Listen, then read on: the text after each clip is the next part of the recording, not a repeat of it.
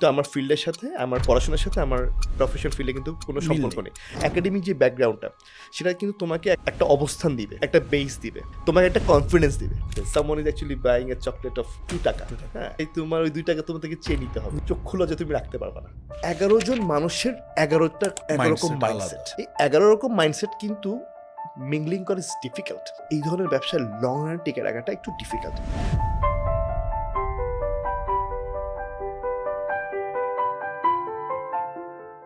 Assalamu alaikum. Hello everyone. Welcome to another episode of our Unfiltered podcast. This is your host Alim এবং আজকে আমাদের সাথে আসছেন Mister Golam Dastagir Jony, director of operations স্থানাঙ্ক এবং অ্যাডজুকেন্ট ফ্যাকাল্টি CIU. আসসালামু আলাইকুম ভাইয়া, welcome to our show. Thank you so much for coming. কেমন আছেন ভাইয়া? আছি, ভালো আছি। তুমি কেমন আছো? আমি ভালো আছি আলহামদুলিল্লাহ। ভাইয়ার যদিও আরও অনেকগুলো পরিচয় আছে, সেগুলো আমরা না হয় আস্তে আস্তে জানতে পারবো। আপাতত আমরা স্থানাঙ্ক নিয়ে একটু কথা বলি ভাইয়া। হ্যাঁ, শিওর। ভাইয়া আমাদেরকে যদি একটু ফার্স্টে আপনার এডুকেশনের ব্যাকগ্রাউন্ডটা বলতেন। এডুকেশন ব্যাকগ্রাউন্ড, আচ্ছা। আমি একটু স্কুল থেকে যদি বলি, জি। আমি Chittagong cantonment public school and college, বা যেটা জি। এখন বর্তমানে cantonment public school and Chittagong cantonment public college নামে জি। পরিচিত, CCPC। আমি সেই ইনস্টিটিউশনের ছাত্র ছিলাম, নার্সারি থেকে একদম কলেজ পর্যন্ত। তারপর আমার international Islamic university Chittagong IIUC, সেখানে আমার অ্যাডমিশন নেওয়া হয় কম্পিউটার অ্যান্ড কমিউনিকেশন ইঞ্জিনিয়ারিং, যেটা CC সাবজেক্টের সংক্ষেপে CC বলা হয়। 2007-এ আমার গ্র্যাজুয়েশন শেষ হয়। আর এরপর MBA-তে অ্যাডমিশন নিই 2008-এ আচ্ছা ইন্ডিপেন্ডেন্ট ইউনিভার্সিটি বাংলাদেশ। ওইখানে আমার MBA-টা আমি শেষ করি। আমার মেজর ছিল মার্কেটিং। আচ্ছা ভাইয়া, সিসি ওটা তো খুব বেশি মানুষকে আমি যতটুকু জানি পড়তে শুনি নেই। আপনার কি কোনো রিজন ছিল ওটা চয়েস করার পিছনে? হ্যাঁ, আমার SSC ব্যাচ হচ্ছে 99, জি। HSC 2001। তো ওই সময়ে হঠাৎ করে আইটির উপরে, মানে আইটির ব্যাপারে মানুষের একটা ভালো একটা ক্রেজ ক্রিয়েট হয়েছিল, যে সফটওয়্যার ইঞ্জিনিয়ার হব, আইটি ইঞ্জিনিয়ার হব, কমিউনিকেশন ইঞ্জিনিয়ার হব, অনেক কিছুই, বা অনেক এই ধরনের একটা খুব ভালো একটা ক্রেজ ক্রিয়েট হয়েছিল। সো ওইখানে আমি ছোট্ট একটা ইনফরমেশন অ্যাড করি। আমি কিন্তু চিটাং ইউনিভার্সিটিতে অ্যাডমিশন নিয়েছিলাম। আচ্ছা। I was there for 3 months। তো ওটাখানে ওটা ফিজিক্সে ভর্তি হয়েছিলাম। তো হঠাৎ করে তখন যেটা হলো, এখানে 2টা ইফেক্ট ছিল। একটা হচ্ছে IIUC-তে আমার ফ্রেন্ড ভর্তি হয়েছিল, এটাও একটা কারণ। সেকেন্ড যে কারণটা সেটা হচ্ছে তোমার আমার তখন ওই সাবজেক্টের ব্যাপারে, যে computer and communication IT subject, হ্যাঁ সবাই বলছে সফটওয়্যার ইঞ্জিনিয়ার পাস করলেই হাজার হাজার লক্ষ লক্ষ টাকা বেতন, এরকম একটা ব্যাপার স্যাপার ছিল। তো তখন আমি আসলে চিটাং ভার্সিটি থেকে IIUC-তে চলে আসছি। আমি ওখানে যখন অ্যাডমিশন নিই, সেটা হচ্ছে 2002 সালের সেপ্টেম্বর মাসে আমি অ্যাডমিশনটা নিই। তো এরপর এইখানে আসলে আমার আসা হয়। তো আমার তখন আসলে এখানে একটা মজার ব্যাপার হচ্ছে, আমার আসলে প্ল্যান ছিল আইটি নিয়ে কিছু একটা করা, কিন্তু আইটিতে ভর্তি হওয়ার পর না, আমি কেন জানি খুব একটা বেশি আগ্রহ পাচ্ছিলাম না পড়াশোনা নিয়ে। এনিওয়ে, মানে ওই সাবজেক্টটা নিয়ে তো খুব একটা আগ্রহ পাচ্ছিলাম না, বাট এনিওয়ে ওইটা আমার স্টার্ট করেছে যখন শেষ তো করতে হবে। তো আমার সাথে আসলে আমার গ্র্যাজুয়েশনটা শেষ হয় আর কি, ফেব্রুয়ারিতে। তারপর আপনি MBA-তে, তারপর আমি MBA করি তোমার 2008-এর অগাস্টে আমি অ্যাডমিশন নিই। তো ভাইয়া, যে স্থানাঙ্কর ডিরেক্টর অফ অপারেশনস, স্থানাঙ্ক হচ্ছে একটা architectural and interior designing farm, architectural consultancy, interior and civil construction. তো হ্যাঁ, এটা তো আইটি থেকে একেবারেই ডিফারেন্ট। মানে ডিফারেন্ট বলতে আমরা তো বেশিরভাগই তো ধারণা যে আর্কিটেকচার ফার্মে জাস্ট আর্কিটেকচার থেকে পড়েই কাজ করে। আচ্ছা, তো আপনি তো একেবারে ডিফারেন্ট একটা থেকে এখানে চলে আসলেন, এটার পিছনের রিজনটা কি? এন্ড এটাতে আপনি কোনো ধরনের কোনো সমস্যা ফিল করছেন নাকি? আচ্ছা, কোশ্চেনটা হচ্ছে এরকম যে আমার ব্যাকগ্রাউন্ড হচ্ছে ইঞ্জিনিয়ারিং, হ্যাঁ, তারপর MBA করেছি মার্কেটিং, কিন্তু আমি আর্কিটেকচার ফিল্ডে কেন?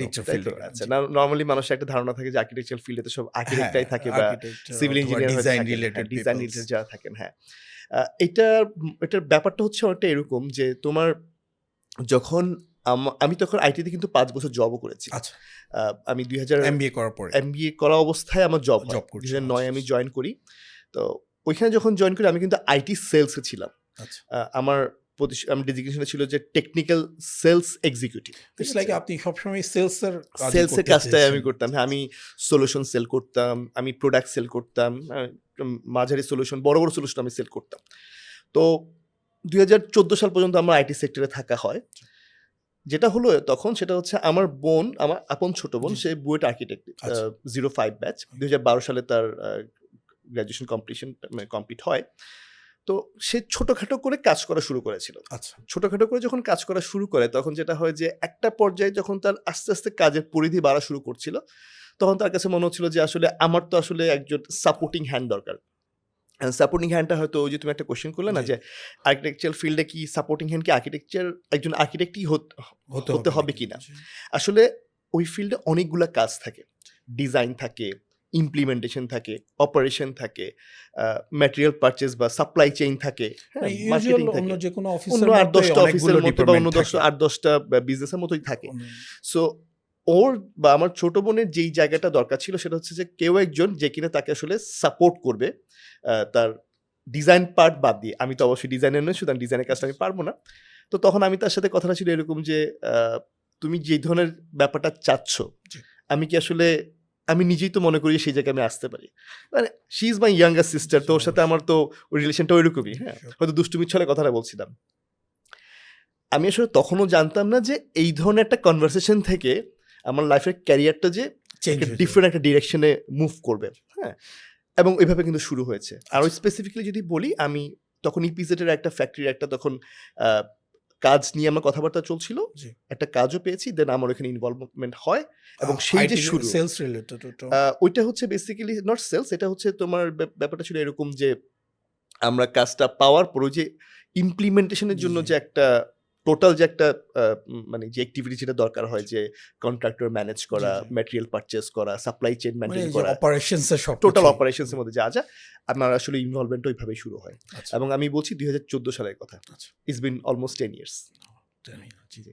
তো আপু ফার্স্টে কি স্থানাঙ্ক আপু থেকে শুরু করেছিল না আপনি যোগদান করার পরে স্থানাঙ্ক স্থানাঙ্ক আসলে আর্কিটেক্ট সাইমা মানে আমার ছোট বোন সেই শুরু করেছিল আচ্ছা, ফার্স্টে। ঠিক আছে? তো ওই যে বললাম ছোট, জি, ছোট জি। কিছু প্রজেক্টই তার তখন কাজ যখন বড় হওয়ার হ্যাঁ, হওয়ার শুরু যখন হয়েছিল শুরু এবং হয়েছিল তখন সেটা আপনি কয়েক জয়েন মাস আসলে খুব বেশি নয়। এটা আচ্ছা, জাস্ট শুরু করার কয়েক মাসের মধ্যে আমি আসলে জয়েন করি। আমি একদম at the very beginning officially আমার জয়েনিংটা হয়নি।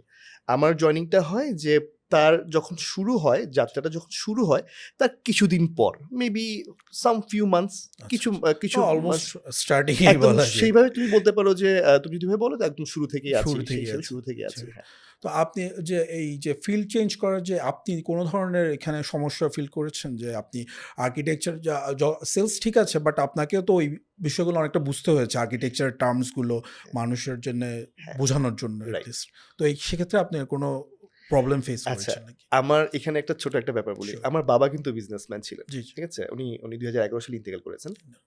তো আমি ছোটবেলা থেকেই আসলে আমি উনার যেহেতু উনাকে বিজনেসম্যান হিসেবে দেখে বড় জি, জি। হয়েছি, আমারও আসলে সবসময় ব্যবসার দিকে একটা ঝোঁক সবসময় প্ল্যান ছিল। ছিল। ঠিক আছে?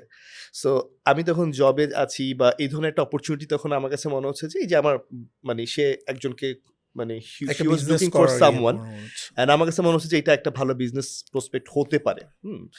তো এটা একটা ব্যাপার যে আমার কিন্তু সবসময় ছোটবেলা থেকে কিন্তু আমার সেই ব্যবসা বিজনেসের বা একটা প্ল্যান ছিল। এন্টারপ্রেনারশিপ নিয়ে একটা মাইন্ডসেট আমার ছিল। নাম্বার 2 হচ্ছে যেহেতু আমি সেলসে কাজ করেছি ৫ বছর, স্পেশালি টেকনিক্যাল সেলসে কাজ করি যেখানে কিন্তু তোমার সেলস নলেজও দরকার হবে, টেকনিক্যাল নলেজও দরকার হবে। obviously. So it's a bit different মানে আদার সেলস থেকে একটু ডিফারেন্ট। তো যারা টেকনিক্যাল সেলসে আছে তারা হয়তো বুঝবে কথাটা। তার মানে এটা একটা চ্যালেঞ্জিং একটা ব্যাপার। সামহাউ আমার কাছে মনে হচ্ছিল যে এই চ্যালেঞ্জটা আমি নিতে পারবো। ইটস লাইক সবসময় আপনাকে কিছু না কিছু শিখতে হচ্ছে, আপডেট শিখতে থাকতে হচ্ছে। হচ্ছে। এক্সাক্টলি হ্যাঁ, শিখতে হচ্ছে, আপডেট থাকতে হচ্ছে। ইট ওয়াজ লাইক ঠিক আছে আমি মনে হয় পারবো। এভাবে কিন্তু আসলে শুরুটা হয়। আমি চ্যালেঞ্জ যদি তুমি বলো ফেস করেছি কিনা অবশ্যই চ্যালেঞ্জ ফেস করেছি। সেটাই। স্টিল আমি চ্যালেঞ্জ ফেস করি। চ্যালেঞ্জ ছাড়া তো আসলে সম্ভব না। ওটা তবে সেটা হয় কি চ্যালেঞ্জের হচ্ছে তোমার ফেসটা হয়তো চেঞ্জ হচ্ছে। তোমার ডিফারেন্ট চ্যালেঞ্জ হয়তো ফেস করছি। যেটা পার্থক্য যে ২০১৪ সালে যেটা আমার কাছে কোনো বড় চ্যালেঞ্জ মনে হতো এটা এখন মনে হয় খুবই ছোট একটা চ্যালেঞ্জ। তবে শুরুর দিকে তুমি যেটা বলছিলে জি ভাই। যে আমার কিন্তু এন্টারলি ট্র্যাকটা সহ চেঞ্জ হয়ে গেছে। আমি ইঞ্জিনিয়ারিং আপনি স্টুডেন্ট থেকে আমি একেবারে তো একদম মানে আর্কিটেকচার কোনো ফিল্ডে চলে মিলই আসছি। নেই যদি একদম মিল নাই। ফিল্ডের হ্যাঁ। কথা চিন্তা করতে গেলে। কম্পিউটার কমিউনিকেশন বা কমিউনিকেশন ইঞ্জিনিয়ারিং থেকে চলে আসছি সম্পূর্ণ একটা ডিজাইন ফিল্ডে চলে আসছি। আমার শুরুর দিকে আমার যতটুকু ছিল সেটা হচ্ছে যে আমার সময় লেগেছে পুরো ব্যাপারটা বুঝতে। বাট আমার কাছে কিন্তু কখনো মনে হয় নাই যে এটা আমার জন্য একটা অসম্ভব কখনোই আমার মনে হয় নাই। আমি ইভেন আমি একটা কথা বলব যে আমি সবসময় এনজয় করেছি।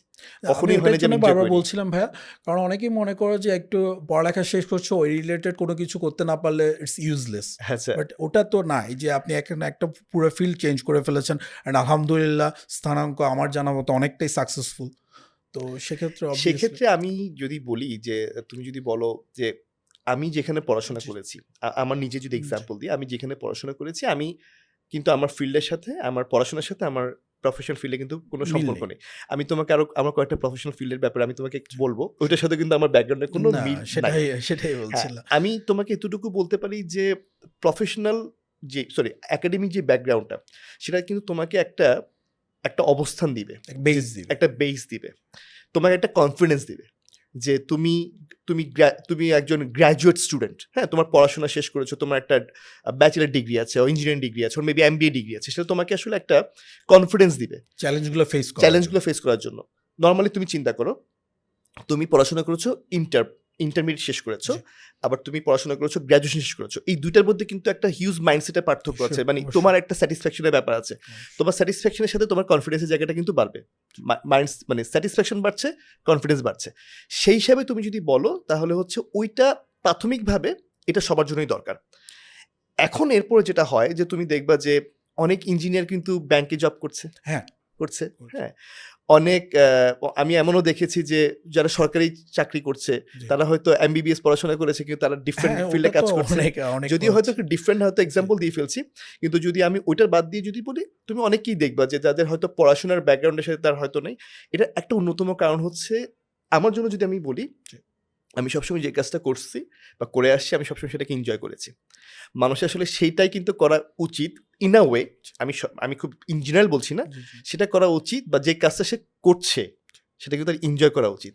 হতে পারে যে কাজটা সে ভালো করছে বা ভালোবাসছে বা ভালো লাগছে, এটার জন্য অনেকে কিন্তু চেঞ্জ করে। চেঞ্জ করে। সুতরাং এটা চেঞ্জ করাটা আমার কাছে খুব ওটা আমি সেটাই মনে হয় না। বলছিলাম যে চেঞ্জ আমার মতে করা উচিত। অনেকের ধারণা হয়ে গেছে যে এক্ষেত্রে পড়বে, তার ফিল্ডটা পছন্দ না। হয়তো বাবা-মার প্রেশারে অথবা সোসাইটি পিয়ার প্রেশারে পড়ে পড়ালেখা করে ফেলছে এই সেটাই, ব্যাপারে। হ্যাঁ। কিন্তু পরে গিয়ে আবার খুবই চিন্তা পড়ে যাচ্ছে, তার ভালো লাগছে না কিন্তু তাও কাজটা করে যেতে হচ্ছে। কাজটা করে আমি ফেলছে। সেটাই বলতে চাচ্ছিলাম, ভাইয়া যেভাবে করছে সেটা অসম্ভব কিছু না। না, যে না, আপনি না, একদম না। হোয়াট এভার ইউ লাভ না, সেটার একদমই একটা না। ট্রাই করাই যায়। চ্যালেঞ্জ হ্যাঁ, হিসাবে হ্যাঁ, একটা নিতেই পারতেছে নিতেই যে কেউ। পারছি। এক্সাক্টলি। ভাইয়া, আমি যেটা জানতে চাচ্ছিলাম ভাইয়া, আমাদের অনেকেরই ধারণা, আমারও কিছুদিন আগে পর্যন্ত ধারণা ছিল এই ব্যাপারে, যে আর্কিটেকচার হচ্ছে সব বড় বড় বিল্ডিং অথবা অফিস, মানে যা অনেক টাকা পয়সার ব্যাপার, আচ্ছা। যে লাইক ছোটোখাটো বিল্ডিং ১ তলা ২ তলা ৩ তলা, ওখানে আর্কিটেকচারের খুব একটা দরকার নেই। আমাদের রেগুলার দোকানে যেরকম ডিজাইন করে দেয় পাস করানোর জন্য, ওরকম হলেই চলতেছে। কিন্তু যতটুকু আমি এখন কিছুটা পর জানতে পারছি, মানে আর্কিটেকচার হিসাবে একটা একতলা বাড়ির জন্য দরকার। হুম। এখন এটা যদি আপনি মানে কেন দরকার আর্কিটেকচার, ইম্পর্টেন্সটা ছোটখাটো ব্যাপারে হলো বড় ব্যাপারে আচ্ছা। কেন, সেটা যদি একটু আমাদের বল। আচ্ছা, আমি আমার একটু এক্সপেরিয়েন্স তুমি এভাবে বলি যে, ধরো তুমি একটা বিল্ডিং করবা। ঠিক আছে? লেটস সে এটা একটা ৪ কাঠার বিল্ডিং। Sure. মানে ৪ কাঠা একটা জায়গা। এখানে তুমি একটা বিল্ডিং করবা। এখানে সিডির রুলস আছে বা রাজুকের রুলস জি। আছে। ওইগুলো ফলো করে তুমি করবা। সেটা ঠিক আছে। কিন্তু তোমার ওই জায়গাটা তুমি আসলে কতটুকু তুমি ছাড়তে পারছো, এখানে কিছু রুলস আছে। এটা হচ্ছে রুলস এর কথা যদি বলি। ঠিক আছে? এখন তুমি একটা কথা বলেছো না একটু আগে যে, এই ধরনের কাজ মানে হচ্ছে যে বড়, বড় টাকা হ্যাঁ, পয়সার ব্যাপার-স্যাপার। ব্যাপার। হ্যাঁ, এটা ঠিক। আমরা যাদের সাথে কাজ করছি তাদের টাকা পয়সা মানে বেশি। ইনভেস্ট করছে, বেশি না ইনভেস্ট করছে, তাদের হয়তো বড় একটা ইনভেস্টমেন্টই নেবে, ওদের সাথে আমি কাজ করছি। কারণ একটা বিল্ডিং এটা তো আর অল্প কিছু ব্যাপার না। এটা তো বেশ অনেক বড় একটা হিউজ ইনভেস্টমেন্টের ব্যাপার। অ্যামাউন্ট। বড় একটা অফিস করছে, ইনভেস্টমেন্টের ব্যাপার-স্যাপার আছে। এখানে আমাদের একটা কনসেপচুয়ালি একটা ভুল জায়গা অনেকের মধ্যে আছে যে আর্কিটেকচার মানে আর্কিটেকচারাল ফার্মগুলো বা আর্কিটেক্টরা বোধহয় এসব কাজের জন্য বিশাল, বিশাল চার্জ করছে। অনেক টাকা তাদেরকে দিয়ে ফেলতে হচ্ছে। জি।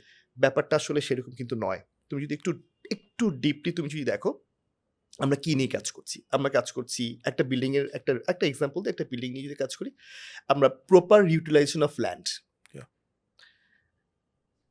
পারফেক্ট ইউটিলাইজেশন অফ ল্যান্ড ২ টা ডিফারেন্ট ব্যাপার। আমি কিন্তু কিভাবে প্রপার ইউটিলাইজ করবো জায়গা, প্রপারলি ইউটিলাইজ করতে জানতে হবে জিনিসটা। Sure. কারণ না হলে কিন্তু আমি যে ইনভেস্টমেন্টটা করবো, সেই ইনভেস্টমেন্টটা কিন্তু আসলে ওয়ার্থ হবে না। প্রপারলি হচ্ছে না।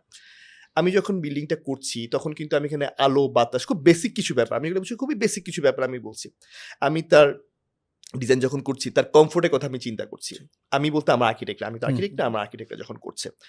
এটার একটা ৫০ থেকে ৭০ বছরের একটা প্ল্যান নিয়েই করছি। কারণ আজকে বিল্ডিংটা একজন মানুষ সারা জীবনে কিন্তু অনেকে দেখেছে একটাই বিল্ডিং করছে। জি, কিছু, কিছু মানুষ ২, ৪, ৫ টা করছে হ্যাঁ, ডিফারেন্ট। বেশিরভাগ মানুষই তো একটা একটাই বিল্ডিং করছে। করছে। তাহলে সে কি আজকে করে আবার ৩ বছর পরেও করবে? না, সেটা সেটা তো না। সম্ভব না।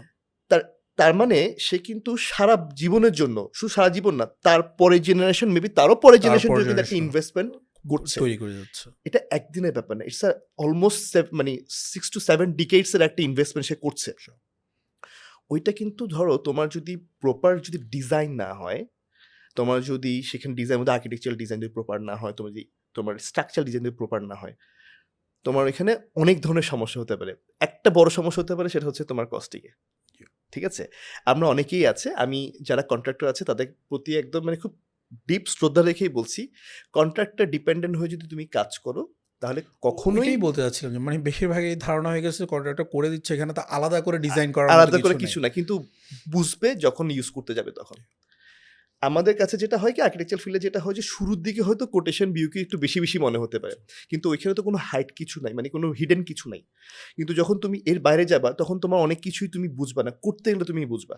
তার মানে এখানে তো আমি কিছু কয়েকটা পয়েন্ট তোমাকে বলেছি। একটা হচ্ছে তোমার প্রপার ইউটিলাইজেশনের Land, ব্যাপার আছে, তোমার তোমার কমফোর্টের ব্যাপার আছে, লাইট, তারপরে হচ্ছে তোমার ইয়ার, এগুলো ব্যাপার আছে, লংজিভিটির ব্যাপার আছে, সাস্টেনেবিলিটির ব্যাপার আছে, ডিজাইনের ব্যাপার আছে, সৌন্দর্যের ব্যাপার আছে, অনেক কিছু। তুমি যদি এত কিছু তুমি চিন্তা করো, যেটা একজন আর্কিটেক্ট দিতে পারছে বা একজন ইঞ্জিনিয়ার দিতে পারছেন, মানে আমি যদি বলি যে স্ট্রাকচার ইঞ্জিনিয়ার দিতে পারছেন, তো সেই সব করলে কিন্তু আমরা যে ফিটা নেই ইজ ভেরি নমিনাল ফি আসলে, তুমি যদি চিন্তা করো। প্লাস প্রপার ডিজাইন, ভালো একটা ডিজাইন কিন্তু তোমার ওভারঅল কস্ট কিন্তু তোমাকে সেভ করে দিবে, ভালো অ্যামাউন্টে সেভ করে দিবে। আমি সেটাই ইয়ে পড়ছিলাম একদিন, মানে ওনারা যে ইয়েটা কন্ট্রাক্টর বা অথবা এমনি মিস্ত্রি যে হিসাবটা দেয় সেটার সাথে অনেক কিছু অ্যাড হচ্ছে অ্যাড হচ্ছে। আমাকে ইয়ে করে হচ্ছে। আর যেটা সৌন্দর্য যে ব্যাপারটা বললেন আর ইউটিলাইজেশনের, যে অনেক জায়গাতে দেখা যাচ্ছে যে ঘরের মাঝখান দিয়ে বিম একটা চলে গেছে, হাঁটা চলার মধ্যে বাধা হ্যাঁ, হ্যাঁ, সৃষ্টি হ্যাঁ, হচ্ছে হ্যাঁ, হ্যাঁ। ওই জায়গাটাতেই। তো এখন আর্কিটেক্ট তো যখন ফার্স্টেই একটা প্রপার ইয়ে দিয়ে দিচ্ছে জি। কি কি লাগবে, সেক্ষেত্রে এখন মানুষজন ওটাকেই বেশি মনে করতেছে, ওরা পরে অ্যাড যেটা করতেছে ওটাকে বেশি ওইটাকে ভাবতেছে না। ভাবছে না। এটাই আমাদের মেইন এক্স্যাক্টলি, সমস্যা হয়ে এক্স্যাক্টলি। গেছে। মানে তুমি একদম রাইট পয়েন্টটাই মানে পয়েন্ট আউট করেছো, যে তুমি যদি মনে করো যে আমি শুরুতে যদি একটা খরচ বের করে ফেলতে পারি তাহলে একরকম হবে, আর আমি শুরুতে মনে হবে যে অত বেশি না, কিন্তু তখন তুমি দেখবে যে আস্তে আস্তে বাড়বে। অ্যাড হচ্ছে। আলটিমেটলি ব্যাপারটা কিন্তু অনেক সময় কিন্তু তোমার বাজেট ফেল করে। জি। আমি এতটুকু বলতে পারি যে এই ধরনের একটা ইনভেস্টমেন্টে বাজেট ফেল করা ইজ নট এ মানে it's not a good thing. হ্যাঁ, একজন মানুষের সারা জীবনের ইয়ে সারা জীবনে এটা, হ্যাঁ, add তখন দেখা যায় তুমি অনেক জায়গায় তোমার এক পর্যায়ে হয়তো কোয়ালিটি কম্প্রোমাইজ করতে হচ্ছে বা অনেক ব্যাপার-স্যাপার। বাট শুরুতে জেনে যাওয়াটা ভালো। এতে করে যেটা হয় যে অনেক সময় আমরা তো সবকিছু খুব ক্লিয়ারলি বলে ফেলি। জি। আমরা কোনো হিডেন কিছু রাখি না। অনেকের কাছে মনে হতে পারে যে একটু বেশি। বাট আসলে ব্যাপারটা সেটা নয়। আর আর্কিটেক্টরা হচ্ছে আসলে এটা ডিপেন্ড করে, আর্কিটেক্ট টু আর্কিটেক্ট ভ্যারি করে। এক্সপেরিয়েন্সের উপরে একেকজন একরকম ফি হয়। But still I am saying এটা এমন কোনো বেশি ফি কিন্তু না। এটা মানুষের একটা ভুল ধারণা হ্যাঁ, থেকে আসলে ওটাই কথাটা আমার বলছি। ধারণা। আমার কথা হচ্ছে মানুষ যদি এখন একটা বিল্ডিং এ ৳১,০০,০০,০০০ টাকা ইনভেস্ট করে, তো জি। ওখানে 5% করতেই 6% পারে, তো আর্কিটেকচারকে করতেই পারে। দেয়াটা খুব একটা বড় ব্যাপার না। মানে এক্সাক্টলি। আমাদের মনোভাবে ওইটা হয়ে গেছে যে এটা একটা অতিরিক্ত খরচ। এটার প্রয়োজনীয়তা নাই। প্রয়োজনীয়তা প্রবলেম নেই। হয়ে গেছে ওইখানে। খরচটা প্রবলেম না, প্রয়োজন নাই। এই জিনিসটা আমাদের মানুষের মাথায় ঢুকে গেছে মোটামুটি। আমি তোমাকে এখানে ছোট একটা জিনিস জি, এড করি, জি। তোমার এই কথার সাথে এড করি। ধরো আ আমি আমার ক্লায়েন্টদের প্রতি শ্রদ্ধা রেখেই বলছি যে দে আর ওকে টু ইনভেস্ট ইন টাইলস, হ্যাঁ, মার্বেল। হ্যাঁ, হ্যাঁ। ৳১০০ জায়গায় ৳৩০০ তারা ওগুলো খরচ টপ করবে, কোনো ক্লাস সমস্যা লাগবে। না। ওগুলো সবকিছু তারা হ্যাঁ, লাগাবে। ঠিক আছে? কিন্তু এই লাগানোর মধ্যে যে একটা কালার কম্বিনেশন, তারপরে হচ্ছে একটা আছে না, একটা কোজিনেস, একটা কমফোর্ট, আই কমফোর্ট, তোমার সবকিছু। একটা মিক্সিং এর ব্যাপার আছে, চোখের আরামের চোখের ব্যাপার আরামের আছে। ব্যাপার আছে। হ্যাঁ। এই ব্যাপারগুলো কিন্তু তুমি কখনোই ধরো হ্যাঁ, ঠিক আছে, একজনের পারসন টু পারসন তো টেস্ট তো ভ্যারি করে। আমি বলছি না যে সে করলে ভুল হবে বা একজন ক্লায়েন্ট করলে ভুল হবে, আমি সেটা বলছি না। কিন্তু যখন কোনো একজন প্রপার কনসালটেন্ট থেকে যখন এই ব্যাপারে সে একটা গাইডেন্স পাবে, মোটামুটি সিওর যে তুমি একটা কথা বলছো, বিমের প্রবলেমও কখনো হবে না, ওইটাই কস্টের প্রবলেমও হবে বলতেছিলাম। না, এই প্রবলেমগুলো হবে না। সে দিন শেষে কিন্তু একটা ভালো জিনিস পাবে। যেই চ্যালেঞ্জটা আসলে আমরা অনেক সময় ফেস করি, অনেস্টলি যেটা ফেস করি সেটা হচ্ছে এখানেও একটা মাইন্ডসেটের ইস্যু আছে। যেটা তুমি খুব নাইসলি এক্সপ্লেইন করেছো। তোমার আন্ডারস্ট্যান্ডিং তুমি বলেছো যে আমি একজনকে হায়ার করছি, আমার কাছে মনে হচ্ছে বেশি। হ্যাঁ। প্রবলেম যেটা হয় তাদের এই মাইন্ডসেটটা একটা সমস্যা। বলছে না, আমি মনে হয় একজনকে নিলে কি দরকার? মানে আই ওইটাই ক্যান অতিরিক্ত সেভ খরচ, এটা দ্যাট মানে অ্যামাউন্ট। দরকার হচ্ছে না হ্যাঁ, এরকম একটা হ্যাঁ, মনোভাব। সেটাই। মানে অথচ তুমি যেটা বলছো ওইটাই, ধরো একটা টোটাল ইনভেস্টমেন্ট 2 to 3% সে কিন্তু খরচটা ওইটাই বলতে খরচ চাচ্ছি করতে আমি। পারবে। হ্যাঁ। খরচটা বড় ব্যাপার না। কিন্তু ওই যে যেটা হয় মানুষ একবারই যারা করে তখন আগে তো এটা করে নাই। সো এটা এখন মনে হচ্ছে যে এটা অতিরিক্ত খরচ। এটা হ্যাঁ, তবে এটা আমি এখন আগের তুলনায় অনেক বেশি মানুষকে এখন দেখছি এখন যে মানুষ আস্তে, আস্তে ব্যাপারটার ব্যাপারে এটা একটা পজিটিভ ব্যাপার যে মানুষ আস্তে, আস্তে এটার দিকে আসছে। জি, তারা এখন মনে করছে যে তারা ফিল করছে যে না আসলে একজন আর্কিটেক্টের দরকার আছে। বা একজন ইঞ্জিনিয়ারের দরকার। মানে এখানে আরেকটু স্পেসিফাই করি। একটা এইসব আর্কিটেকচারাল ডিজাইন করে কিন্তু একজন আর্কিটেক্ট। জি। স্ট্রাকচারাল ডিজাইন করে একজন স্ট্রাকচারাল ইঞ্জিনিয়ার। আচ্ছা। উনি কিন্তু একজন সিভিল ইঞ্জিনিয়ারই হন। হ্যাঁ? মানে তার মানে একজন আর্কিটেক্ট এবং সিভিল ইঞ্জিনিয়ার মিলে কিন্তু ডিজাইন করেন। এখানেও কিন্তু আমাদের অনেক সময় একটা রং কনসেপ্টের ব্যাপার চলে আসে। আর্কিটেকচারাল ডিজাইন কিন্তু কখনো একজন ইঞ্জিনিয়ার করা পারে আ করা করার কথা না আরকি। আবার একটি স্ট্রাকচারাল ডিজাইনে কিন্তু একজন আর্কিটেক্ট করার কথা না। একদম। এখানেও কিন্তু কাজের ভাগ আছে। ঠিক আছে? আমাদের এখানে তো একসাথেই করে এখানে অনেকে একসাথে অনেক সময় একসাথে করে ফেলে। আমি জানি না কিভাবে করে। বাট এটার কাজগুলো আসলে খুব স্পেসিফিক করে। এখানে যখন বড় বিল্ডিং হয় তখন ইলেকট্রিক্যাল ইঞ্জিনিয়ারিং হতে পারে, ইলেকট্রিক্যাল ডিজাইন হতে পারে। সেগুলো কিন্তু একজন ইলেকট্রিক্যাল ইঞ্জিনিয়ারিং করা উচিত। বড় বিল্ডিং এ কিন্তু প্লাম্বিং যেই হ্যাঁ, ডিজাইন গুলো হয় ওগুলো কিন্তু একজন মানে প্রতিটা সেক্টরের জন্য একজন আলাদা, আলাদা আলাদা লোক থাকছে। জি। তো সেটা তো স্বাভাবিক প্রতিটা স্পেশালাইজড যখন মানুষ থাকবে সেটার কাজ তো অবভিয়াসলি এক্সাক্টলি, বেটার হবে। এক্সাক্টলি। তো আমাদের তাহলে ওই কাজটাই করতে হবে যে আমাদের এটাই মনে রাখতে হবে যে আমাদের যত ছোট হলে আমরা আর্কিটেকচার হেল্প নিতে আমি পারছি। আমি আমি আ আমি আমার নিজে একটা যে আর্কিটেকচার ফার্ম ওন করি সেজন্য বলছি না। জি, আমার কাছে মনে হয় যে to make your investment worth সেজন্য আসলে একজন আর্কিটেক্টের বা একজন স্পেশালিস্টের কনসালটেন্সি নেওয়া উচিত বলে না, আমি আমি মনে ওটাই করি। চিন্তা করছি কারণ যত ছোট ঘরই হোক ইনভেস্টমেন্টটা খুব কম না। হ্যাঁ, মানে একেবারে ইনভেস্টমেন্ট একেবারে যেই কম না। ঘর বানাক একতলা দুইতলা যাই বানাক বা বেশিরভাগ মানুষই দেখা যায় যে পুরো একটা লাইফের সঞ্চয়ে এক্সাক্টলি। ইনভেস্ট করতে চায়। তো সেক্ষেত্রে একটা সৌন্দর্যটা একটা নিজে থাকবে একটা ওখানে একটা নিজের ব্যাপার আছে। এক্সাক্টলি। সো ওই জায়গায় আমি মনে করি যে এই ধরনের ইনভেস্টমেন্ট আসলে একজন স্পেশালিস্টের সাপোর্ট নেওয়া বা হেল্প নেওয়া খুব দরকার। আমি এটা পার্সোনালি ফিল করি এই জিনিসটা। তো আর যেটা আমরা যদি এখন ইয়ের দিকে যাই ভাইয়া, আর্কিটেকচারদের এখন যে আপনি যখন এই ফিল্ডে আছেন আপনি না এখন লাইক যারা আর্কিটেকচারে পড়ছে হুম। এখন সিচুয়েশনটা মানে তাদের জব অথবা ইয়ের অপশনটা কিরকম লাইক আমাদের বাংলাদেশের বাংলাদেশের পার্সপেক্টিভে যদি তুমি বলো সেটা হচ্ছে যে আ এই জায়গাটা তো ৮-১০ টা ফিল্ডের মতো এটা কিন্তু একটা challenging field for the beginners. Obviously ঠিক আছে? বিগিনার্স এর জন্য সব জায়গায় খুব চ্যালেঞ্জ থাকবে। ঠিক আছে? তবে পজিটিভ ব্যাপার হচ্ছে যে মানুষ কিন্তু ওই যে তুমি একটু আগে একটা কথা জি বলেছো না, মানুষ কিন্তু আস্তে, আস্তে এদিকে ঝুঁকছে। মানুষ এখন মানুষ ফিল করছে, অনেকেই ফিল করছে যে আসলে এই ধরনের ইনভেস্টমেন্টটাকে সিকিউরড অ্যান্ড নাইসার করার জন্য হওয়া দরকার। তার মানে আমাদের এই প্রসপেক্টটা বড় বড় হচ্ছে। হচ্ছে ঠিক আছে? প্রসপেক্ট বড় হওয়া মানে অপরচুনিটি বাড়া। অপরচুনিটি বাড়া হুম? সুতরাং আর্কিটেকচারে যারা পড়াশোনা করছে তারা আসলে আমি মনে করি না যে তাদের জন্য চ্যালেঞ্জিং হবে। চ্যালেঞ্জিং হবে অ্যাজ ইউজুয়াল ৮-১০ টা প্রফেশনের মধ্যে বিগিনারদের জন্য সেটা তো চ্যালেঞ্জিং হবে। অবশ্যই মানে লাইক যে পরিমাণ স্টুডেন্ট গ্র্যাজুয়েশন করছে অথবা পাশ করছে তার জব ফিল্ডে কি তারা জব ওই ফিল্ডে পরিমাণ আমি জায়গা আছে? যতজনকে দেখছি যারা দেশে আছে, অনেকে দেশের বাইরে চলে জি যাচ্ছে। তারা কেউ খারাপ যে করছে সেটা কিন্তু না। আচ্ছা মানে আমি যতজনকে জি, জি, চিনি। জি। তারপরে একটা ব্যাপার হচ্ছে যে চ্যালেঞ্জ তো থাকবেই। না হ্যাঁ? কম বেশি একজন মানে নিজেদের ওটা তো আলাদা হিসাব মানে অপশনটা আছে নাকি আমি ওটাই জানতে চাচ্ছি। অপশন সবসময় আছে। আচ্ছা অপশন সবসময় আছে। কারণ এখানে অবশ্য আমি যদি আমার এক্সপেরিয়েন্স থেকে যদি বলি যে কেউ যদি এই ব্যাপারে সামনে আগাতে চায়, যে যত ক্রিয়েটিভিটি আনতে পারবে ডিজাইনের মধ্যে। নো ম্যাটার হোয়াট সেটা বিল্ডিং, নো ম্যাটার হোয়াট সেটা তুমি ইন্ডাস্ট্রিয়াল ইন্টেরিয়র করছো নাকি তোমার এডুকেশনাল ইনস্টিটিউশন ডিজাইন করছো বা হোয়াটএভার। তুমি যত বেশি ক্রিয়েটিভিটি আনতে পারবা, তোমার পোর্টফোলিও যত বেশি ভারী হবে এই ধরনের কাজ দিয়ে, তোমার কাজের জায়গাটা তখন আরো বড় হতে থাকবে। মানে মানুষ তোমাকে চিনবে, জানবে, মানুষ তখন কাজ তোমাকে করা হায়ার পাওয়া করবে। তখন হ্যাঁ, আরো তোমার উপর সুবিধা একটা হবে। ট্রাস্ট ক্রিয়েট হবে। তোমার উপর একটা তোমাকে তখন নেওয়ার জন্য মানুষ হয়তো অনেক বেশি ইন্টারেস্টেড ফিল করবে যে না আমি তাকে দিয়ে কাজটা করাতে চাই। যেটা আমাকে অনেক সময় হয় যে আমি চাই স্থানাঙ্ক কাজটা করুক। আমি মনে করি এটা আমাদের একটা অ্যাচিভমেন্ট যে না অনেকে শিওর ঠিক করে নিয়েছে স্থানাঙ্কে যে আমি স্থানাঙ্ক দিয়ে কিছুটা কাজটা করাবে। আপনাদের ইমেজ কয়েকটা অফিসের ডিজাইন দেখেছি আমার জি। চিটাগাং হিসাবে তো আমার খুবই পছন্দ হয়েছে মানে চিটাগাং তো আমাদের ওরকম খুব একটা অফিসের দিকে এখন শুরু হয়েছে এর আগে তো খুব একটা ছিল না যে হ্যাঁ, অফিসের হ্যাঁ। সাজানোর ব্যাপারটা ডিজাইনের এখন ব্যাপারটা কনসেপ্ট আসলে হ্যাঁ অনেক ওই কাজগুলো আমার চেঞ্জ হচ্ছে। কতগুলোই শুনেছি। এক্সাক্টলি। হ্যাঁ, আমরা আরেকটা যেটা আপনি আমাদেরকে বললেন যে ছোট দেখে আপনার বিজনেসের প্রতি একটা ক্রেজ ছিল ভাইয়া আর কি আপনার এখন কি এন্টারপ্রেনারিয়াল আচ্ছা। জার্নিতে আমরা বলবো এখন কি করছেন আর আমি আম আমার স্থানাঙ্ক তো আছেই। স্থানাঙ্ক আর্কিটেকচারাল আচ্ছা, ফার্ম জি। সেটা তো আছেই। স্থানাঙ্ক হচ্ছে architecture consultancy, G. Construction and interior. আমরা এই সার্ভিসগুলো জি। প্রোভাইড করি। সাথে প্রজেক্ট ম্যানেজমেন্ট মানে এই রিলেভেন্ট যেই সাইটটা বা রিলেটেড সাইটগুলোরই প্রজেক্ট ম্যানেজমেন্ট টার্কি এগুলো প্রোভাইড করি। এর পাশাপাশি আমার একটা ছোটখাটো গ্রোসারি শপ আছে। আচ্ছা। এটার নাম হচ্ছে O2 মার্ট। জি। আমার বাসা অক্সিজেন। আমার অক্সিজেনের O2 হচ্ছে অক্সিজেনের একটা আচ্ছা, সংক্ষিপ্ত রূপ। বুঝতে ঠিক পেরেছি। আছে? জি। এবং আমার বাসার ঠিক নিচেই হচ্ছে O2 মার্টটা। আচ্ছা। আর কি সুপার শপ এই টাইপের করেছেন? ঠিক সুপার শপ বলব না। এটা একটা মিনি সুপার শপ বা আচ্ছা, কাইন্ড অফ গ্রোসারি শপ তুমি বলতে পারো। জি। হ্যাঁ? আমি I prefer the term grocery শপটাকেই আমি প্রেফার করব। আর আরেকটা এন্টারপ্রেনারশিপ যদি বলো যে ভেঞ্চার যদি বলো, আমার একটা নিজস্ব একটা সফট স্কিলস ট্রেনিং ইনস্টিটিউট আছে। আমি জি। একজন সফট স্কিলস ট্রেনারও। ওটার নাম হচ্ছে ব্রেইনিয়ার্ড একাডেমি অফ স্মার্ট স্কিলস। আচ্ছা, তো ওইটার যাত্রা শুরু হয় ২০২০ সালে। আচ্ছা, আর ওটোমাটের যাত্রা শুরু হয় ২০২১ সালে।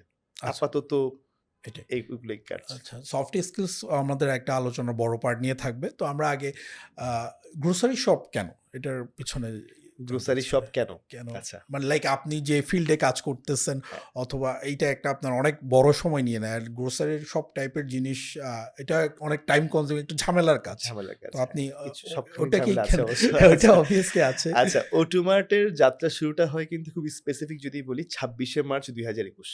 ঠিক আছে? আচ্ছা। বাংলাদেশ স্বাধীনতা দিবসের জি। দিনই সামহাউ ওই দিনে আমরা ফিক্স করেছি যে এই দিনটাকে আমরা চুজ জি। করব। এই আমার এই ভেঞ্চারটাকে শুরু করার জন্য। তো গ্রোসারি পয়েন্ট অফ ভিউ থেকে যদি আমি চিন্তা করি মানে সরি এই বিজনেসটা আমরা কেন শুরু করেছি? এখানে একটা কারণ হচ্ছে তখন কিন্তু করোনা চলছিল। তোমার মনে হয় হ্যাঁ, ২০২১ কিন্তু একটা 2021 প্যান্ডেমিকের জি। সময়। হ্যাঁ? আর আমার বাসার নিচে একটা খালি স্পেস পড়েছিল। আচ্ছা। অ্যান্ড আমার তখন মনে হচ্ছিল যে হঠাৎ করে যখন আমাদের আলোচনার শুরুতে একটা কথা তুমি বলেছ যে যাদের একটু টাকা পয়সা আছে তারাই হ্যাঁ। কিন্তু আর্কিটেক্টকে হায়ার করছে বা ইঞ্জিনিয়ারকে হায়ার করছে। ওই সময়টা হঠাৎ করে যখন সবকিছু লকডাউন আদার্স তখন কিন্তু আমাদের ব্যবসা কিন্তু একটু ডাউন ছিল। হ্যাঁ, একটু না ভালোই ডাউন বা ছিল। মোটামুটি সব কাজই অফ ছিল। সব অফ ছিল। আমি আমার নিজস্ব বিজনেস অর্গানাইজেশন থেকে টানা ৬ মাস আমি নিজে স্যালারি নিতে পাইনি। টু মেক সিউর যে অন্যদেরকে যেন আমি স্যালারিটা দিতে পারি।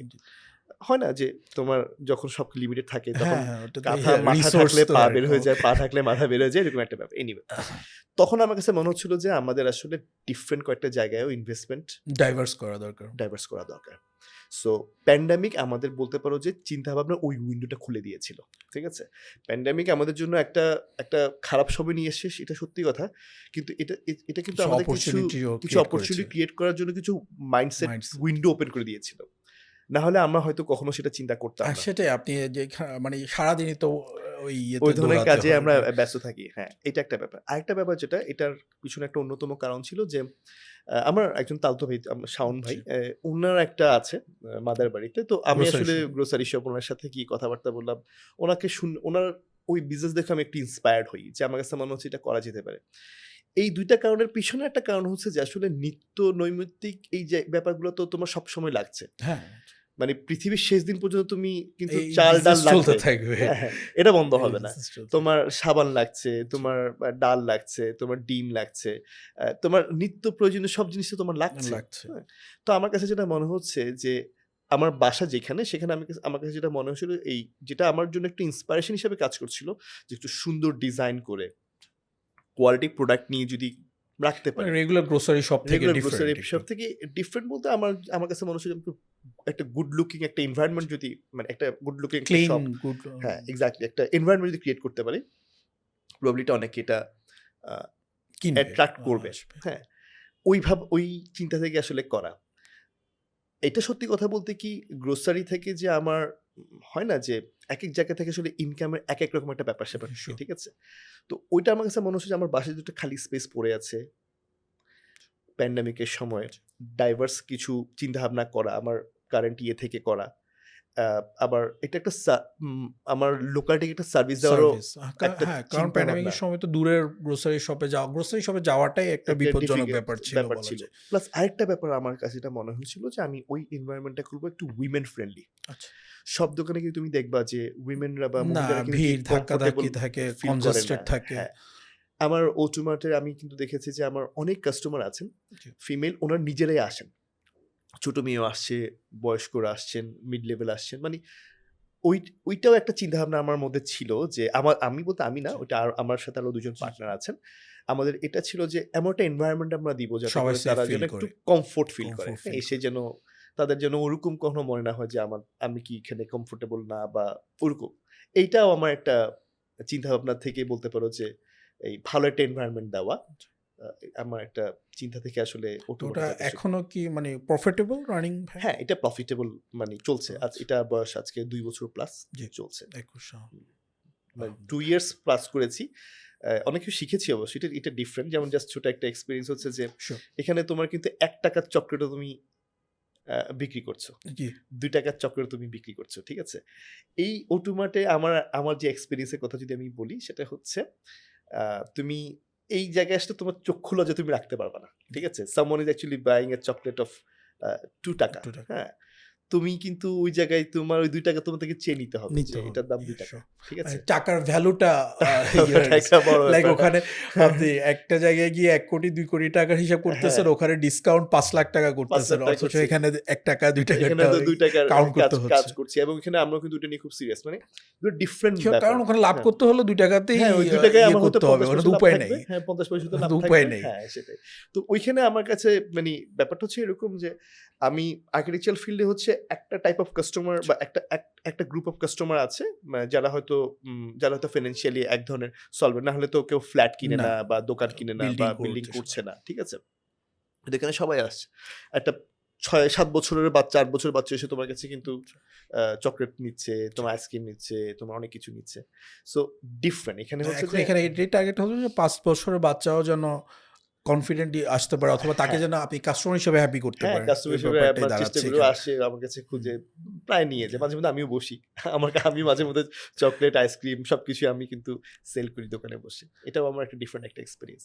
জি, আর যেটা ভাইয়া, তাহলে আরেকটা আমি যেটা জানি যে আপনি এবং আপু একসাথে একটা রেস্টুরেন্ট ওপেন করেছিলেন, বিলাস। মেলাঞ্জ, হ্যাঁ। 2014 2014 এ। 14 সেটা 2014 এ শুরু হয়েছিল। 14 এ শুরু হয়েছিল। তো ওটা আবার আপনারা লাইক আফটার 2 ইয়ার্স, ওটা ৩ বছর ৩ বছর চলেছিল। ছিল, ৩ আর বছর চলেছিল। 2017 পর্যন্ত। 17 এর হ্যাঁ, তারপর আপনারা ক্লোজ করে দেন। ক্লোজ করে দিয়েছি। এটার পিছনে কি মানে ফার্স্টে তো আমরা জানতে চাই যে রেস্টুরেন্ট করার পিছনে কি কারণ ছিল? আচ্ছা, রেস্টুরেন্ট করার পিছনে কি কারণ লাইক ছিল? এটাও তো আপনার একেবারে এটাও আমার আলাদা আপনার ওয়ান ফিল্ড অফ মাই থেকে। Entrepreneurship journeys I would say. জি। আচ্ছা, তুমি তো মিলানসে গিয়েছিলে। জি। আমার কথা বলার আগে আমি তোমার কাছে একটু জিজ্ঞেস করি। তোমার Sure. কাছে মিলানস রেস্টুরেন্ট কেমন লাগতো? হ্যাঁ, এখন আমরা যেরকম রেস্টুরেন্ট দেখতে পাচ্ছি, তখন বলতে হয় যে চিটাগাং রেস্টুরেন্ট ক্রেজটা শুরু হচ্ছিল।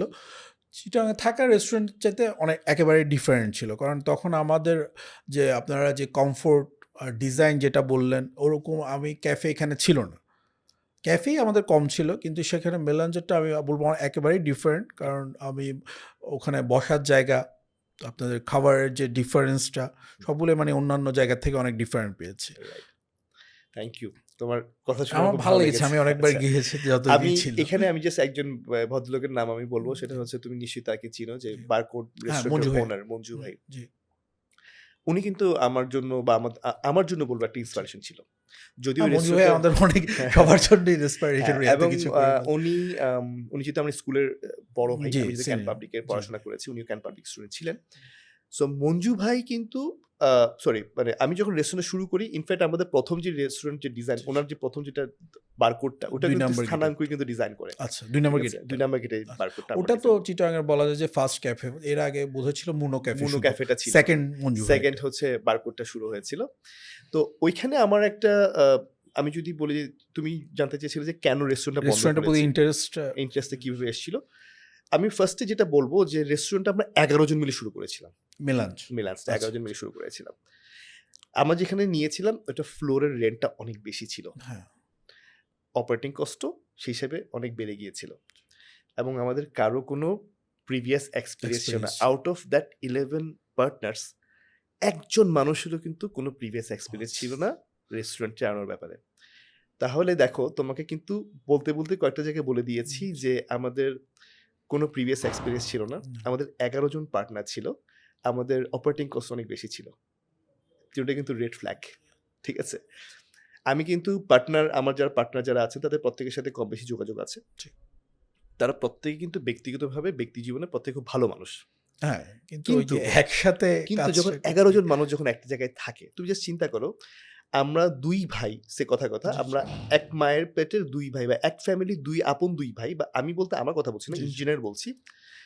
একসাথে তো আপব্রিঙ্গিং হচ্ছে, একইভাবে, একই বাবা-মা, একই পড়াশোনা, একই জিনিস খেয়েই তো বড় হচ্ছি। তো 2 জন 2 রকম হয় কেন? তো ওদের নিজেদের মধ্যেও ঝামেলা হচ্ছে। নিজের মধ্যে অনেক সময় দেখা যাচ্ছে আন্ডারস্ট্যান্ডিং হচ্ছে না। সেখানে 11 জন মানুষ, দেখেন, লাকিলি এর মধ্যে একজন আমার সিস্টার ছিলেন, জি, ঠিক জি। আছে? এবং আমার ছোট বোন ছিলেন। কিন্তু না, সবাই ঠিক থাকলে 11 জনের জন্য একটা আ প্রফিট বের করাটা একটা বিজনেস থেকে তো টাফ। হ্যাঁ, সেটা হচ্ছে প্রফিট যখন বের করে আসে। জি। যখন যেটা হয় যে 11 জন মানুষ, যেমন আমি তোমাকে বলি, আমার পার্টনারের মধ্যে ছিল চার্টার্ড অ্যাকাউন্টেন্ট ছিলেন। আমার পার্টনারের মধ্যে একজন কোর বিজনেসম্যান ছিলেন। আ আ আপনার ইঞ্জিনিয়ার ছিলেন, গ্রামীণ ফোনে জব করতেন। ঠিক আছে? তারপরে হচ্ছে টিচার ছিলেন, স্কুল টিচার ছিলেন। কোনো একটা কর্পোরেট জব করতেন, এক ভদ্রমহিলা ছিলেন। আচ্ছা। একজন ছিলেন স্টুডেন্ট বা পড়াশোনা শেষ করেছে মাত্র। তার মানে তুমি দেখো 11 জন মানুষের ১১ রকম মাইন্ডসেট আলাদা। মাইন্ডসেট। জি। এই ১১ রকম মাইন্ডসেট কিন্তু মিংলিং করা ইজ ডিফিকাল্ট। ঠিক আছে? Sure. একেকজন তখন একেক রকমের এক্সপেকটেশন। হ্যাঁ, এটাকে মিংলিং করা ডিফিকাল্ট। এতে করে যেটা হয় সেটা হচ্ছে যে এই ধরনের ব্যবসার লং রান টিকে রাখাটা একটু ডিফিকাল্ট। তার মানে এটা আমাদের একটা, আমি বলব যে একটা, আমি ভুল বলব না, আমাদের আসলে স্ট্র্যাটেজিক্যালি কিছু, মানে বলব যে একটা রং মুভ ছিল। অনেকজন মিলে শুরু করাটা। যদি প্রত্যেকের সাথে আমার এখনো যোগাযোগ আছে, কিন্তু ওই যে বললাম, ওই জায়গাটা আসলে হয়তো ম্যাচ করা খুব ওই জায়গাটা ডিফিকাল্ট ম্যাচ হচ্ছিল। করেনি। তারপর যে ব্যাপারটা হয়েছিল সেটা হচ্ছে ওই রেস্টুরেন্টের operating cost was very high. আমরা যেখানে আমাদের কোনো প্রিভিয়াস এক্সপেরিয়েন্স নাই, সেখানে কিভাবে আমরা এক্সপেক্ট করি যে আমরা পার ডে 50, 60, 70 সেল করব? ব্যাপারটা এত সহজ না, নয় কিন্তু। সহজ ঠিক আছে? আর প্রিভিয়াস এক্সপেরিয়েন্স একটা বড় ব্যাপার। কারণ রেস্টুরেন্ট হচ্ছে একটা অবভিয়াসলি। মাইক্রো ম্যানেজমেন্ট একটা বিজনেস। রেস্টুরেন্টের আমার আমার যেটা যতটুকু দেখেছি মানে রেস্টুরেন্টের বাইং এই কস্টটা অনেক কাট করতে হয়। আপনি যত এক্সপেরিয়েন্স এক্সাক্টলি। হবে জিনিসটা আপনি তত সস্তায় কিনতে পারবেন। যত আমি সস্তায় কিনতে পারবো। তারপরে খাওয়া নষ্ট হয়, জিনিস নষ্ট হ্যাঁ, হয়। তোমাকে খুব ভালো কিচেন ম্যানেজমেন্ট জানতে হবে। শিওর। তোমাকে খুব ভালো ফ্লোর ম্যানেজমেন্ট জানতে হবে। তোমাকে খুব ভালো কস্টিং বুঝতে হবে। তোমাকে ওই অনুযায়ী মেনুতে প্রাইস বসাতে হবে। অনেক ব্যাপার-স্যাপার আছে। এই ব্যাপারগুলো, প্রত্যেকটা ব্যাপারকে আমি যদি বলি, এটা একটা মাইক্রো ম্যানেজমেন্টের ব্যাপার। এই মাইক্রো ম্যানেজমেন্ট তোমার যদি প্রিভিয়াস এক্সপেরিয়েন্স না থাকে, সম্ভব না। এটা ডিফিকাল্ট।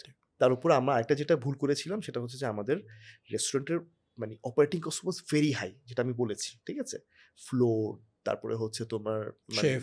শেফ, স্যালারি, ইনভেস্টমেন্টটা ছিল প্রায় নিয়ার অ্যাবাউট 1 crore। তো সবকিছু মিলে তুমি, মানে আমাদের একটা ROI আছে না? জি, রিটার্ন অফ অবশ্যই। ইনভেস্টমেন্ট আমরা চিন্তা করব না। ফিউচার ভ্যালু অফ মানি চিন্তা করব যে সেটাই আমার কতই না। বলছিলাম যে আর তার উপরে 11 জন 11 পার্টনার। জন পার্টনার। ওই প্রত্যেকটা ব্যাপার নিয়ে না আসলে রেস্টুরেন্টটা, মানে ১ম এ আমরা বলতে পারবো যে একটু, মানে আমাদের স্ট্র্যাটেজিক্যালি আমাদের কিছু রং মুভ ছিল। যদিও প্রত্যেকে দে আর ভেরি নাইস পারসন। আমি আবারও বলছি। এরপরেরটা কি হয়েছে আমি জি। বলি।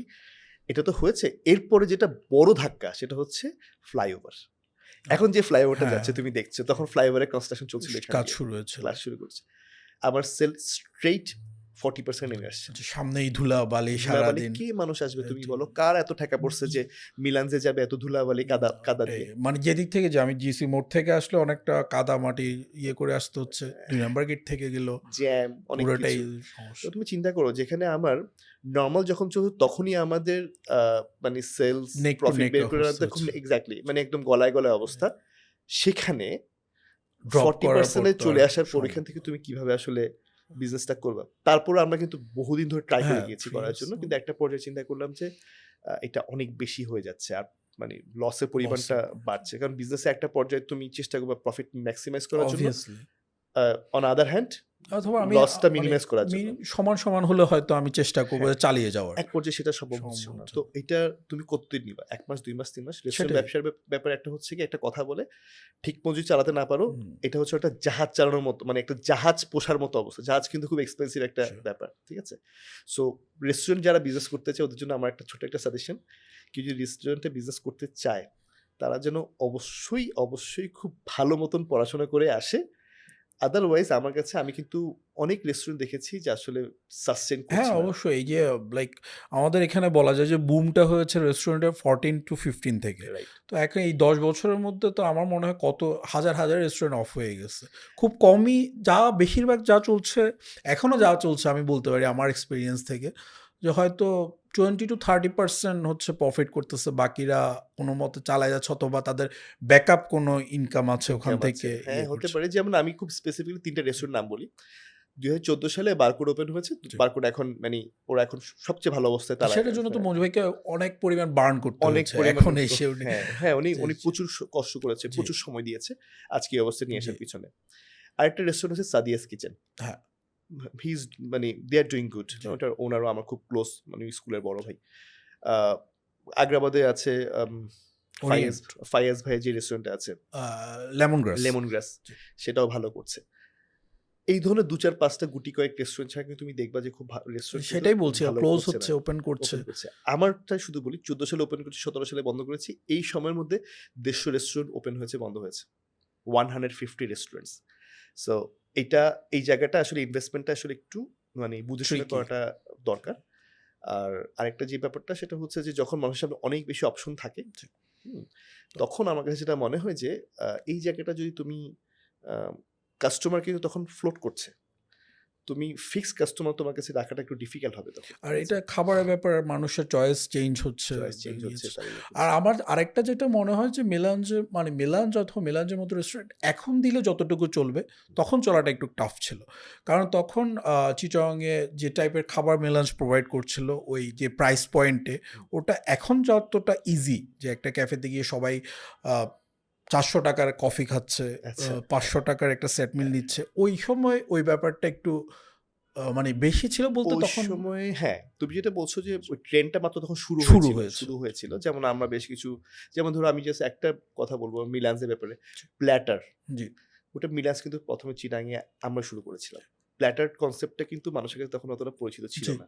এখন তো প্ল্যাটার খুব সবখানেই আছে। সবখানেই আছে। প্ল্যাটার দিয়ে আমরা কিন্তু ভালো একটা রেসপন্স পেয়েছিলাম। হ্যাঁ, তুমি যেটা বলছো আমি এটা এগ্রি করি যে তখনকার সাথে চিন্তা করলে এখনকার যদি হয় কিছু ডিফারেন্স আছে। বাট এটা ঠিক, আমি কিন্তু এট লিস্ট এই ব্যবসায় সেকেন্ড টাইম যাওয়ার কোনো ইচ্ছা আমার নাই। আমার জন্য একটু খুব, কারণ আমার কাছে যেটা মনে হচ্ছে রেস্টুরেন্টের ব্যবসায় এটা আমি না শুধু, আমার জি। অনেকের সাথে এখন কথাবার্তা হয় সমসাময়িক, যারা হয়তো অনেকে বন্ধ করে দিয়েছে। যেই পরিমাণ এফোর্ট তুমি দাও, আউটপুটটা কিন্তু আ এটার সাথে আসলে এক্সপেক্টেড আউটপুটটা আর এখন ডিফিকাল্ট। ব্যাপারটা এরকম হয়ে গেছে, ইটস যে পুরাটা নিজের এফোর্টের উপরে ডিপেন্ড করছে না। এখন আমি যতটুকু দেখছি যে হিসেবে ওপেন হচ্ছে এত বেশি হয়ে গেছে, আর মানুষের চয়েস এত বেশি মুভ করছে, রাইট। একটু লাকেরও ব্যাপার হয়ে গেছে যে পছন্দ করে থাকলে কারণ আপনি ঠিক আছে ব্র্যান্ড মানুষ পছন্দ করছে, কিন্তু ব্র্যান্ডটা বানানোর টাইম পর্যন্ত তো আমাকে সার্ভাইভ করতে সার্ভাইভ হবে। করতে আমি হবে। যদি হ্যাঁ, শুধু রেস্টুরেন্ট বিজনেসই করি তো রাইট। ৩ বছর পরে আমার একটা প্রপার ব্র্যান্ড হবে, মানুষ আমাকে লাইক টেক আউটের মতো নামেই চিনবে, তখন রাইট, খাবে। তো ওই এক্সাক্টলি। ৩ বছর তো আমাকে সার্ভাইভ করতে সার্ভাইভ হবে। করতে হবে ওই তোমাকে। এখন ব্যাপারটা ওইটাও একটা ব্যাপার। তো এই প্রত্যেকটা ব্যাপার আসলে স্টাডি করেই আমি মনে করি আরকি যে ইনভেস্টমেন্টে নামাটা ওয়াইজ। কারণ রেস্টুরেন্ট ব্যবসাটা এখন আসলে খুব কম। ইনফেক্ট ঢাকা আমি দেখেছি অনেক রেস্টুরেন্ট কিন্তু সার্ভাইভ করতে পারছে না। হ্যাঁ? চিটাং তো বলছি, আমরা তো জি, চিটাং জি। নিয়ে কথা বলছি। ঢাকায় কিন্তু অনেক আর রেস্টুরেন্ট সার্ভাইভ করতে ঢাকায় তো আরো বেশি ওপেন হচ্ছে, খুলতেছে, মানুষের হ্যাঁ, হাতে টাকা আসলেই খুলে ফেলতেছে খুলে একটা। ফেলতেছে কিন্তু সার্ভাইভ এর সার্ভাইভ করতে জায়গাটা একটু পারতেছে না। ওইখানে কিছু ভালো ডিফিকাল্টিজ আছে কিন্তু এখানে। আচ্ছা। ভাইয়া, আর আপনি কি রিসেন্ট আর কোনো এখন এরকম কোনো কিছু এন্টারপ্রেনারশিপ এর ওপেন করার প্ল্যান আছে?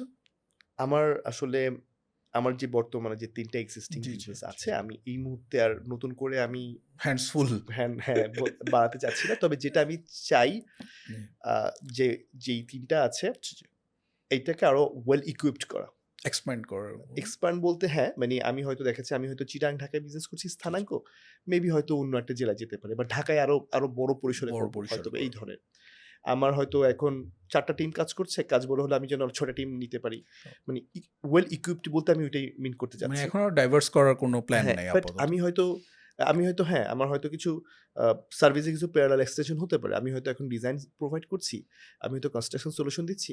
হয়তো এটার সাথে রিলেটেড অন্য একটা সার্ভিস যেটা আমাদের সাথে যায়, হয়তো এই ধরনের কোনো একটা কিছু লাইক হয়তো প্রোডাক্ট সেলিং প্রোডাক্টে হয়তো যাব না।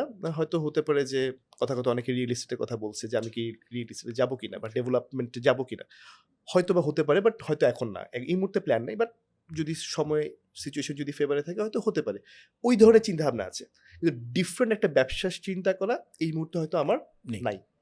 আমার যেমন আমার যেমন সফট স্কিলস ট্রেনিং, যেটা আমি একটু হয়তো জি, কথা জি।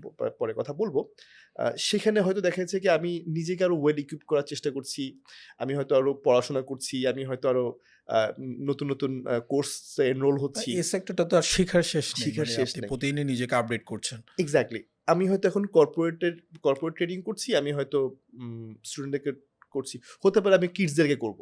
Sure. হয়তো প্যারালাল কিছু এক্সটেনশন হবে, কিন্তু এক্সিস্টিং বিজনেস যেগুলো আছে সেখান থেকে ফিল্ড এই চেঞ্জের মুহূর্তে এখন আমার চান্স। আসলে বাড়ানোর তেমন কোনো প্ল্যান এই মুহূর্তে নাই। ভাইয়ার থিংকিং অ্যান্ড ক্যারিয়ার বড় একটা পার্ট হচ্ছে সফট স্কিলস। হ্যাঁ, তো আমরা সফট স্কিলস ব্যাপারটা যদি আমাদেরকে একটু সংক্ষেপে বলতেন। আচ্ছা। তুমি তো বিজনেস করছো। Sure. তোমার সামনে ধরো ২ জন ক্যান্ডিডেট বসে আছে। একজন তার খুব হাই সিজিপিএ। আরেকজন তার সিজিপিএ মাঝারি সিজিপিএ। যার হাই সিজিপিএ তুমি দেখছো সে খুব একটা কনফিডেন্ট নন। তার কমিউনিকেশন হয়তো অতটা স্ট্রং না। তার পাবলিক স্পিকিং, তার প্রেজেন্টেশন হয়তো অতটা তোমার কাছে হয়তো খুব মানে তোমাকে খুব একটা করতে পারছে না, কনভিন্স করতে ইমপ্রেস পারছে করতে না, পারছে ইমপ্রেস না। করতে পারছে না। ঠিক আছে? আরেকজন যার হয়তো সিজিপিএ একটু কম, কিন্তু তার হয়তো কমিউনিকেশন খুব ভালো। সে খুবই কনফিডেন্ট। তোমার কথাবার্তা শুনে মনে হচ্ছে যে সে পারবে। হ্যাঁ? ওর মধ্যে ওর কনফিডেন্স দেখে তুমি কনফিডেন্ট। তুমি কাকে চুজ করবা? যে একটু CGPA com but confident. Exactly. এর মানে কিন্তু এই না যে আমি বলছি সিজিপিএ কম বেশি কথা বলছি না। না জাস্ট একটা সেটা এক্সাম্পল দিলাম যে তোমার সামনে ২ জন আছে। একজনের সিজিপিএ একটু কম হলেও সে অন্য দিক দিয়ে আগায় আছে। সফট স্কিলস এর জায়গাটা হচ্ছে মূলত ওইখানেই। আমি যদি সফট স্কিলসকে একটু ইলাবোরেট করে বলি, কমিউনিকেশন স্কিল একটা সফট স্কিলস এর মধ্যে পড়ে।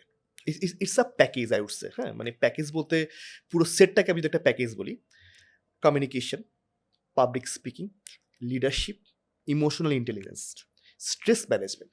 তুমি প্রায় দেখো না অনেক সময় বলে যে ক্যান্ডিডেটে কিন্তু খুব প্রেশারে কাজ করতে পারতে হবে। তার মানে যে স্ট্রেস ভালো ম্যানেজ করতে পারে। আচ্ছা।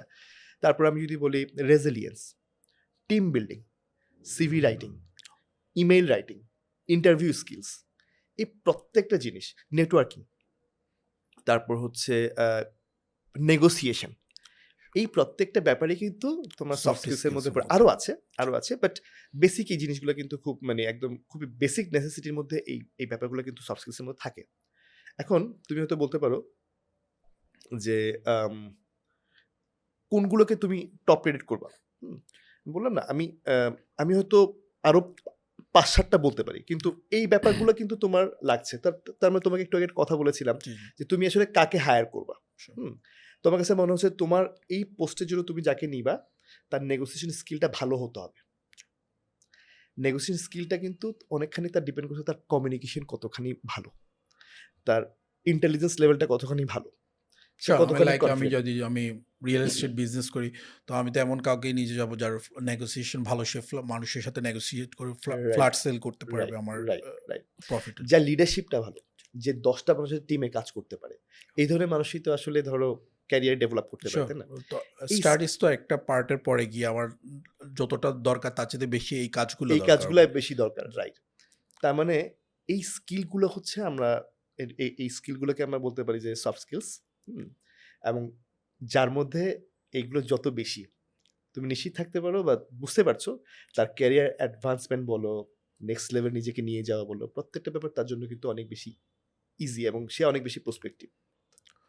সেক্ষেত্রে ভাই বলা যায় যে soft skills in today's world পড়ালেখা দরকার, বাট সফট স্কিলস তার চেয়ে বেশি দরকার। অবশ্যই দরকার। কিন্তু আমরা যেরকম আমাদের স্টাডি ম্যাটার বলেন, ভার্সিটি ইয়েতে বলেন, এটাকে তো সেভাবে গুরুত্ব দেওয়া হচ্ছে না। হ্যাঁ, গুরুত্ব দেওয়া হচ্ছে না। আ ঠিক আমি হয়তো পুরোপুরি তোমার সাথে আমি হয়তো একমত হতে পারছি না। কিছু ইউনিভার্সিটি এখন কাজ করছে। জি। যেমন ইসডেল্টা ইউনিভার্সিটি কাজ করছে। আচ্ছা। আমি চিটাগাং এর কথাই জি, বলছি। জি। আমি নিজে তো একটা ইউনিভার্সিটিতে আপনি পড়াই। সিআইইউতে হ্যাঁ, আছেন চিটাগাং একজন ইন্ডিপেন্ডেন্ট ইউনিভার্সিটিতে পড়াই। আমি যে কোর্সটা পড়ি সেটার নাম হচ্ছে এমপ্লয়াবিলিটি স্কিলস আচ্ছা। / সফট স্কিলস, এভাবেই কোর্সের নামকরণ করা হয়েছে। তো আস্তে, আস্তে ওই জায়গাটাও কিন্তু মানুষের আন্ডারস্ট্যান্ডিং, চিন্তাভাবনার জায়গাটা কিন্তু ডেভেলপ করছে। হ্যাঁ? যেমন আমি যদি বলি যে আমি একটু চিটাগাং ইন্ডিপেন্ডেন্ট জি, ইউনিভার্সিটির জি, sure. উদাহরণটা দেই।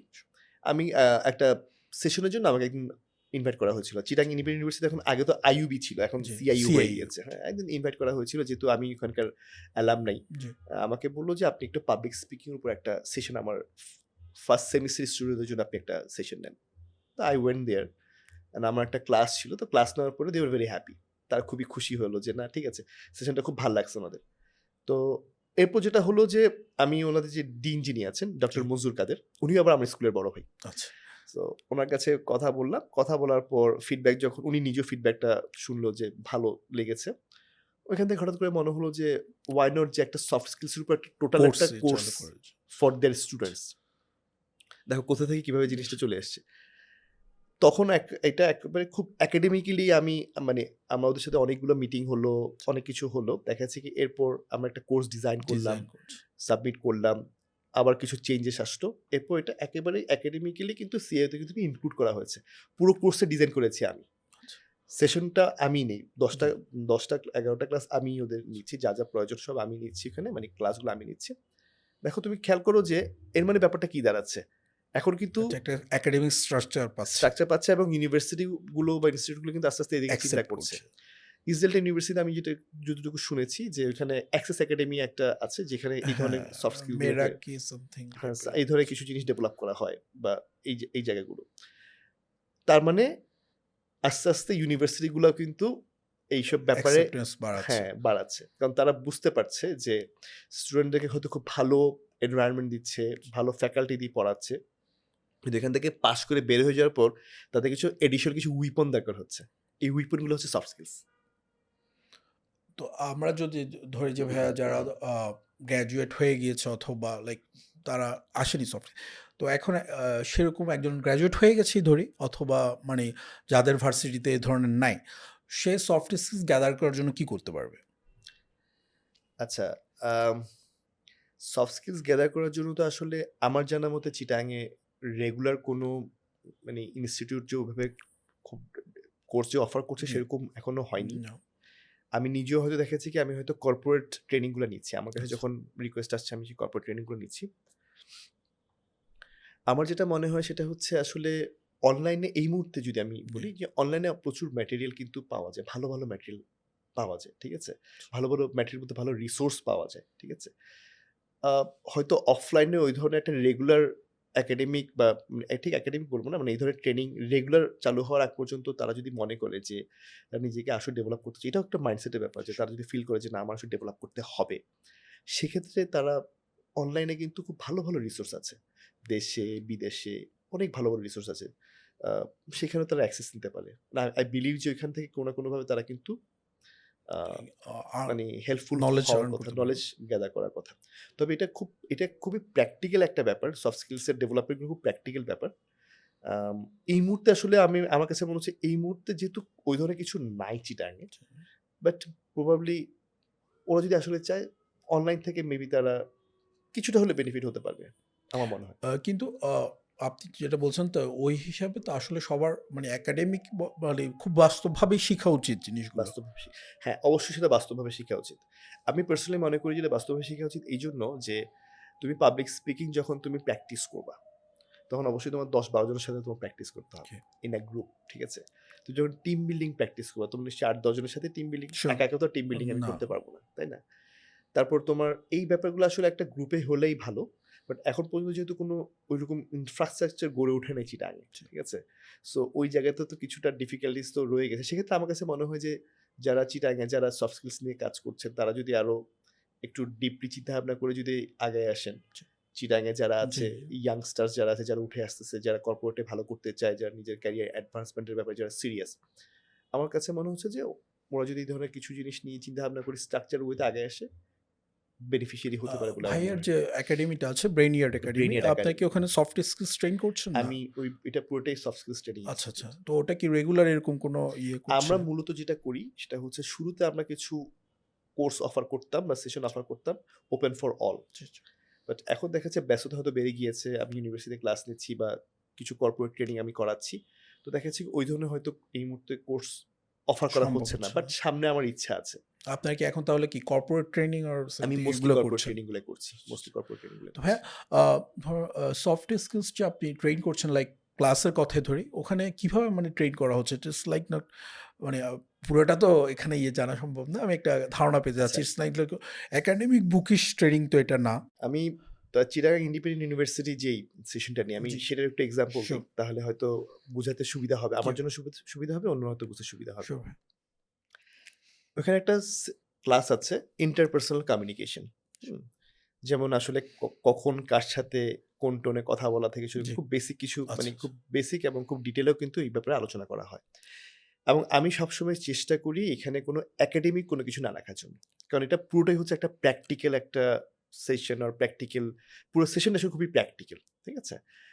আমার হয়তো স্লাইডে কিছু টপিক থাকে যেটা আমি হয়তো ডিসকাস করি এবং আমি চেষ্টা করি আমার পুরো ক্লাসটাকে ইন্টারেক্টিভ করার জন্য, যে আইল আস্ক কোয়েশ্চেনস, আমি হয়তো তাদের থেকে ফিডব্যাক শুনছি, অ্যান্সার শুনছি, তাদের চিন্তাভাবনাটা আমি real life real life situation. Scenario নিয়ে হয়তো কথাবার্তা বলছি। এটা হচ্ছে one part of the total class. Second part যেটা করি আমি, বা আদার পার্ট যেটা করি, সেটা হচ্ছে খুবই প্র্যাকটিক্যালি ওদেরকে দিয়ে বিভিন্ন রকম অ্যাক্টিভিটিস করাই। ঠিক আছে? কেউ কথা বলছে, কেউ কথা শুনছে, হয়তো কোনো টপিক দিয়েছি, স্পেসিফিক এই টপিকে তোমরা এভাবে কথা বলো। মানে এভাবে বলতে হয়তো কিছু ইনস্ট্রাকশন থাকছে, মানে খুব ডিটেইল কিছু ইনস্ট্রাকশন থাকছে। আরেকজন হয়তো অবজার্ভ করছে। তার মানে আমি যেটা বোঝানোর চেষ্টা করছি যে একটা ছোট একটা টপিক নিয়ে কথা বললেও কিন্তু এটা ডাইভার্সিফাইড কিন্তু অবজারভেশন থাকতে পারে। ঠিক আছে? দেখা যাচ্ছে কি আমার অবজারভেশন, তার অবজারভেশন, এভাবে কিন্তু দেখা যাচ্ছে কি এই প্র্যাকটিক্যাল বিভিন্ন রকমের অ্যাক্টিভিটিস এর মাধ্যমে কিন্তু আমাদের স্টুডেন্টরা কিন্তু ডেভেলপ করছে। একেকজনের একেক ধরনের একেকজনের মাইন্ডসেট হচ্ছে, মাইন্ডসেট হচ্ছে এবং দেখার পদ্ধতি আলাদা। দেখার পদ্ধতি আলাদা, এক্সাক্টলি, এবং তার অবজারভেশন ডিফারেন্ট হচ্ছে এবং তারা এভাবে কিন্তু ডেভেলপ করছে। সেকেন্ড যে ব্যাপারটা সেটা হচ্ছে তোমার কনফিডেন্স ডেভেলপ করার জন্য তোমার তো কোনো একটা এলিমেন্ট দরকার বা কোনো একটা টুল দরকার। আমি চেষ্টা করি প্রেজেন্টেশনের মাধ্যমে তাদের কনফিডেন্সটা ডেভেলপ করার জন্য। যেই ছেলেরা হয়তো দেখা যাচ্ছে কি ৪ বছর ধরে হয়তো তারা বিভিন্ন রকম একাডেমিক জিনিস শিখেছে। এবার আমার কাছে মনে হচ্ছে এবার তোমার সামনে চলে আসো। কারণ আমার ক্লাসগুলোই হচ্ছে এই ধরনের। ক্লাসে আসো, যেটা তুমি পড়েছো, যেটা বুঝেছো বলো। তুমি এটা কি বুঝেছো বলো। তোমার ৪ জন মিলে কথা বলো। তোমাদের কি ডিসকাশন হয়েছে সামনে এসে বলো। এতে করে যখন বারবার যখন তারা সামনে আসতেছে, তার মানে কি হচ্ছে দেখো? সামনে আসার প্র্যাকটিস সামনে হয়ে আসার যাচ্ছে। প্র্যাকটিস হচ্ছে, কনফিডেন্স বাড়তেছে, ভয়টা কমতেছে। তার মানে ওর পারফরম্যান্স এর জায়গাটা কিন্তু আস্তে, বেড়ে আস্তে যাচ্ছে। বেড়ে যাচ্ছে। ডেভেলপ হওয়ার সম্ভাবনা বেশি। সে যখন ইন্টারভিউতে যখন ফেস করতে যাবে, তখন কিন্তু তার সেই কনফিডেন্স এর জায়গাটা কিন্তু অনেক বেড়ে বেড়ে যাবে। মানে বাড়তি থাকবে বা সে কনফিডেন্ট থাকবে। এভাবেই বেসিক্যালি আমরা চেষ্টা করি যে প্র্যাকটিক্যালি ক্লাসগুলো করানোর জন্য। টিম বিল্ডিং এ সবাই মিলে বিভিন্ন রকম এক্টিভিটিস করছে।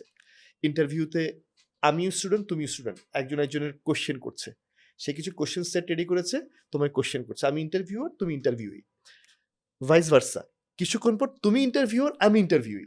তার মানে তুমি চিন্তা করো, সে যখন ইন্টারভিউ নিচ্ছে, সে যখন ইন্টারভিউ দিচ্ছে, আমি ইন্টারভিউ নিচ্ছি, আরেকজন যে ইন্টারভিউ নিচ্ছে, সে কোয়েশ্চেন করার সময় কিন্তু সে চিন্তা করছে যে আসলে কিভাবে কোয়েশ্চেন করলে আমি তাকে জাজ করতে পারবো। তার মানে নিজেকেই সে কিন্তু একটা পর্যায়ে মানে আমি নিজেকে কিভাবে জাজ, আনসার দিলে ইন্টারভিউয়ার পছন্দ করবে, এই এক্সাক্টলি। ব্যাপারটা মাথায় চলে এইভাবেই আসছে। ব্যাপারটা প্র্যাকটিক্যালি যতখানি করা যায়, বিভিন্ন পয়েন্ট অফ ভিউ, বিভিন্ন ডাইভার্সিফাইড তোমার অ্যাঙ্গেল থেকে যখন তুমি দেখবা, তখন দেখা যাবে যে কি ওই জায়গায় তখন আন্ডারস্ট্যান্ডিং এর জায়গাটা তাদের বাড়বে। তুমি কি ধরনের কোয়েশ্চেন তোমাকে ফেস করতে হবে, তুমি যদি নিজে ২ ধরনের কোয়েশ্চেন রেডি করে আসো, তবে তুমি চিন্তা করো যে কিভাবে ব্যাপারটা তোমার আমি কিভাবে আনসার পেলে খুশি হব, তখন এক্সাক্টলি, সেটা আমার একটা এক্সাক্টলি। আইডিয়া হয়ে যাবে। এইভাবে আমি আসলে চেষ্টা করি যে তোমার ক্লাসগুলোকে ইন্টারেক্টিভ করার জন্য, প্র্যাকটিক্যাল করার জন্য, প্র্যাকটিক্যাল ওরিয়েন্টেড করার জন্য। আমার কাছে মনে হচ্ছে তারা এটাতে উপকৃত হচ্ছে। ওয়ার্কিং। হ্যাঁ, ইটস ওয়ার্কিং। আর ভাইয়া যেটা আপনি কর্পোরেট ট্রেনিং ও করছেন, তো যারা ধরেন যে অনেক বছর জব করে ফেলেছে, জি, জি। সেক্ষেত্রে তাদের ক্ষেত্রে সফট স্কিলস ট্রেনিংটা কিভাবে হেল্প করছে? এইটা একটা ব্যাপার আছে কিন্তু। আমি একটা উদাহরণ দিই। চিরাং গ্রামার স্কুলের যেই জি। তোমার এনসি যেটা আছে কি, ন্যাশনাল কারিকুলাম ন্যাশনাল যেটা, ওদের অ্যাডমিনিস্ট্রেশন ডিপার্টমেন্টের জন্য কিন্তু আমি ট্রেনিং ট্রেনিং করাই। করেছে। আমি ওই এক্সাম্পলটা আমি দিচ্ছি। ওদের সাথে আমার এই পর্যন্ত ১৩ টা সেশন আমি নিয়েছি। আচ্ছা। 13 সেশনস। ইমোশনাল ইন্টেলিজেন্স নিয়েছি, ফিডব্যাক নিয়েছি, টিম বিল্ডিং এ নিয়েছি। এরকম ১৩ টা সেশন আমি নিয়েছি। গ্রোথ মাইন্ডসেট নিয়েও আমি নিয়েছি। ওইখানে যেটা ব্যাপার সেটা হচ্ছে যে স্টুডেন্টের সাথে ওদের যে পার্থক্যটা, সেটা হচ্ছে স্টুডেন্টরা হচ্ছে তারা দে আর রেডি টু জাম্প কর্পোরেট ফিল্ডে।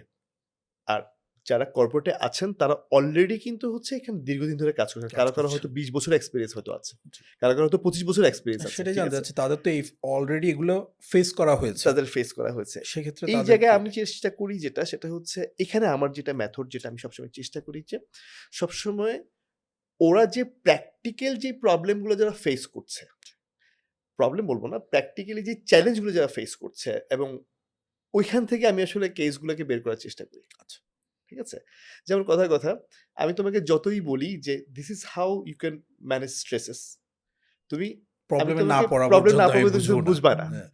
এখন যে প্রবলেমে পড়েছে, আমি তখন তাকে বললাম যে, "this is how you can manage stress." ও তো বলতে পারে যে, "ভাই আমি এভাবে এপ্লাই করেছি, বাট আমার কাছে মনে হচ্ছে এটা না এটা।" তাকে স্পেসিফিক সলিউশনটা দেওয়া যাচ্ছে। স্পেসিফিক সলিউশন দেয়া যাচ্ছে। ও তখন যেটা করছে, মানে আমি যার সাথে কথা বলছি, মানে সেই ইমাজিনারি ফিগার যার কথা বলছি বা আমার জন্য কোনো একজন ট্রেইনি, ওনার থেকে তখন আমি শুনছি যে আসলে ব্যাপারটা কি? প্র্যাকটিক্যালি যখন আমি শুনতে পারছি, তখন দেখা যাচ্ছে কি আমি হয়তো কাস্টমাইজ সলিউশন দিতে পারছি। আমি চেষ্টা করি সবসময় practical scenario, Real life scenario তারা যেটা ফেস করেছে ওইটাই ফার্স্ট প্রেফারেন্স। ওই এবং উনারা কিভাবে ওভারকাম করে আসছে, হয়তো দেখা যাচ্ছে উনি হয়তো তার কলিগকে বলছেন। এভাবে কিন্তু একজন থেকে আরেকজন শিখছেন। আমার সবসময় আমি চেষ্টা করি যে ওই এনভায়রনমেন্টটা যেন একটা পিয়ার টু পিয়ার লার্নিং এর মতন যেন হয়। আচ্ছা, সেক্ষেত্রে আপনি ট্রেনিংটা বেস করছেন ওই কর্পোরেশনের উপর ডিপেন্ড করে। ওটার সে উপর যে ডিপেন্ড করে, কাজটা হ্যাঁ। করতেছে তার যেমন উপর। সিজিএস, এনসিতে তারা যে চ্যালেঞ্জগুলো ফেস করে, প্রবাবলি ইপিজেড এর factory different challenge face different, করে। Sure, obviously. সিজিএস ইপিজেড এর একটা ফ্যাক্টরি যেই চ্যালেঞ্জ ফেস করে, প্রবাবলি এক্সওয়াইজেড ব্যাংক আরেকটা চ্যালেঞ্জ ফেস করে। কারণ তাদের সার্ভিস ডিফারেন্ট, তাদের কাস্টমার কাজের ধরন আলাদা, ধরন স্ট্রেস আলাদা, আলাদা। স্ট্রেস আলাদা। হ্যাঁ? তো তখন দেখা যাচ্ছে কি আমি হয়তো তখন সবসময় চেষ্টা করি যে প্র্যাকটিক্যাল ব্যাপারের সঙ্গে যত বেশি ইনক্লুড করা যায়। ইনক্লুড করা যায়। এবং এতে করে যেটা হয়েছে, আমি ১৩ টা সেশন নিয়েছি, আমি নিজে কিছু ফিডব্যাক ওদের থেকে নিয়েছি। আলহামদুলিল্লাহ দে আর ভেরি হ্যাপি। তারা এখন তাদের নিজের জায়গাগুলো বুঝতে পারছে যে কোথায় আসলে আমার ডেভেলপ করা উচিত। আমি তো I can give lectures. I have মানে আমার অনেক লেকচার হ্যাঁ, বলে চলে আসা বলে যায়। আসতে পারি। চলে হ্যাঁ? আসা যায়। কিন্তু আমার কাছে মনে হয় যে আসলে ওই লেকচারটা দিয়ে তারা কতখানি বেনিফিট হবে, এটা আমার ওই জায়গাটা আমার কিছুটা মনে হয় যে এভাবে আমি অন্যদের কথা বলছি না। একেকজনের একেকটা মেথড আছে। Sure, আমার মেথড sure. হচ্ছে প্র্যাকটিক্যাল। প্র্যাকটিক্যাল। যত বেশি প্র্যাকটিক্যাল করা যায়। তাদেরকে তুমি কিছু কাজ দাও, ওর থেকে কিছু প্রবলেম নাও। এভাবে আমি আসলে জিনিসটা ডেভেলপ করার চেষ্টা করেছি সবসময়। আর আরেকটা জিনিস ভাই আমি জানতে চাচ্ছি, সফট স্কিলস এর অনেকগুলোর ব্যাপারে মানুষেরও আইডিয়া আছে, আমারও কিছু আইডিয়া আছে। যেটা এখন আমি নিজে ইন্টারেস্টেড বলেই জিজ্ঞেস করতেছি। প্লাস বাইরে ওইটাকে এখন আমার জানা মতে খুব গুরুত্ব দেওয়া হচ্ছে। বাট বাংলাদেশে বেশিরভাগ মানুষ এখনো অ্যাওয়ার না, প্লাস বুঝতে পারছে না জিনিসটা। ইমোশনাল ইন্টেলিজেন্স হ্যাঁ।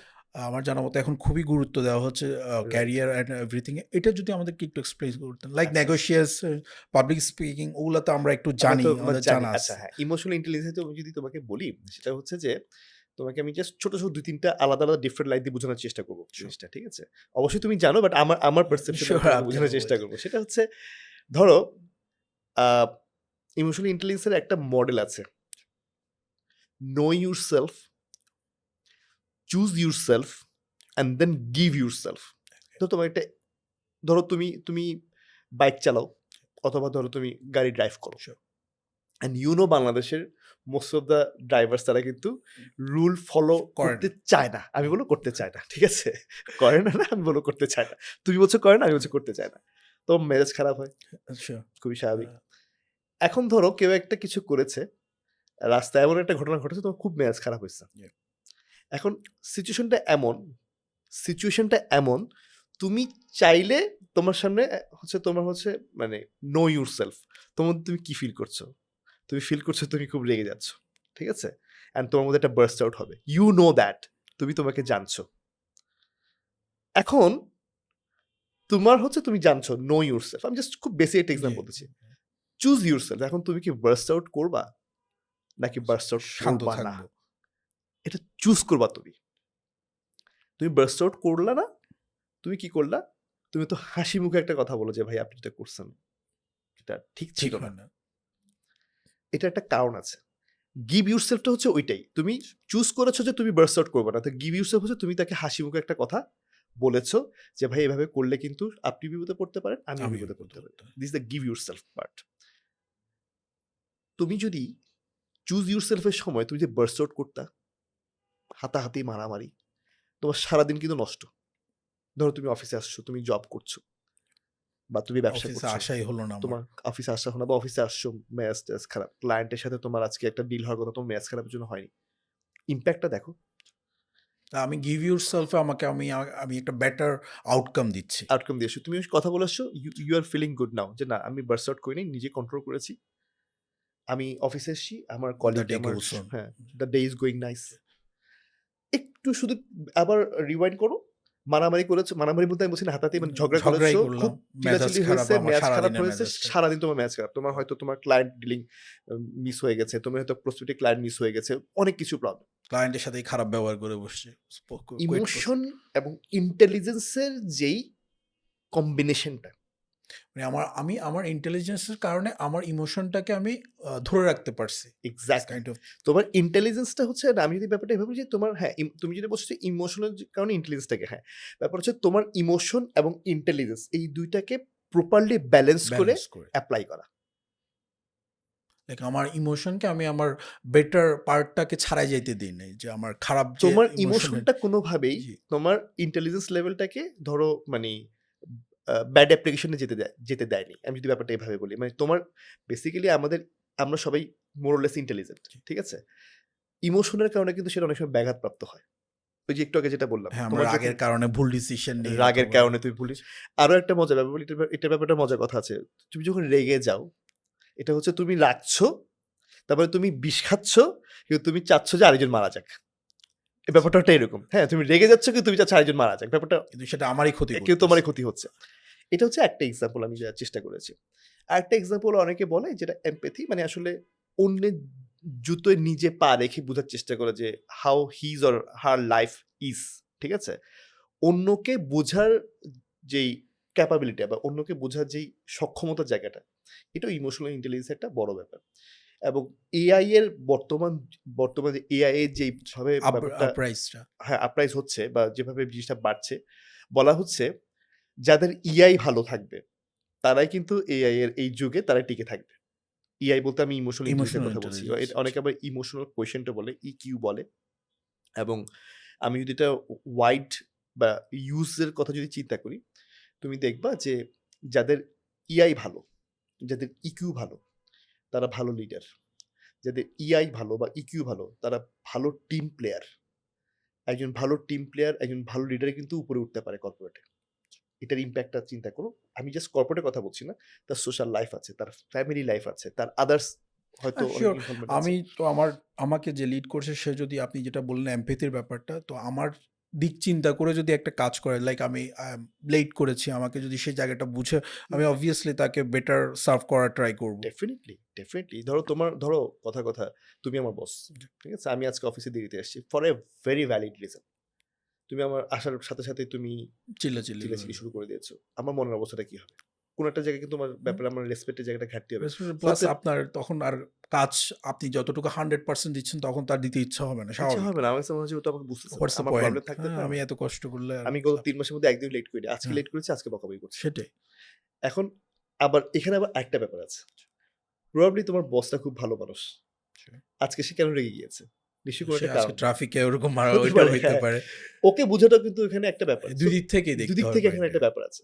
ইআইটা আসলে ব্যাপারটা হচ্ছে ইআই এর অ্যাপ্লিকেশনটা হচ্ছে তোমার সবখানে। Not only professional life in your I just mentioned না? জি। Social life, personal family, life. Personal everywhere. And এটা যত বেশি তুমি প্র্যাকটিস করে নিজেকে ডেভেলপ করতে পারবা, তোমার আসলে আমি বলবো যে উন্নতির জায়গাটা অনেক, অনেক বেশি। এটা মানে স্কাই ইজ দ্য লিমিট। জি, আপনি যেভাবে এক্সপ্লেইন করছেন সেটা তো আমি পার্সন হিসাবে, এমপ্লয়ি হিসাবে, লিডার হিসাবে, মানে সব দিক থেকে ইটস। হ্যাঁ, এটার অ্যাপ্লিকেশনের জায়গাটা অনেক বড়, অনেক বড়। জাস্ট এটা হচ্ছে নিজেকে ডেভেলপ করা, এবং তার আগে হচ্ছে আমি যে নিজেকে চেঞ্জ করব, ডেভেলপ করব, এইটা কিন্তু ওই মাইন্ডসেটে থাকতে হবে। আমি বারবার মাইন্ডসেটের কথাটা বারবার ঘুরে, ঘুরে আসছে, ঠিক আছে? যেমন একটা কথা আমি তোমাকে বলি, অনেকে আছে ফিডব্যাক নিতে পারে না। এটা কি তুমি মানো? শিওর। আমি অনেকে আমি ফিডব্যাক নিতে নিজেই পারে না। অনেক সময় ইয়ে করছি। অনেকে ফিডব্যাক নিতে জি। পারে না।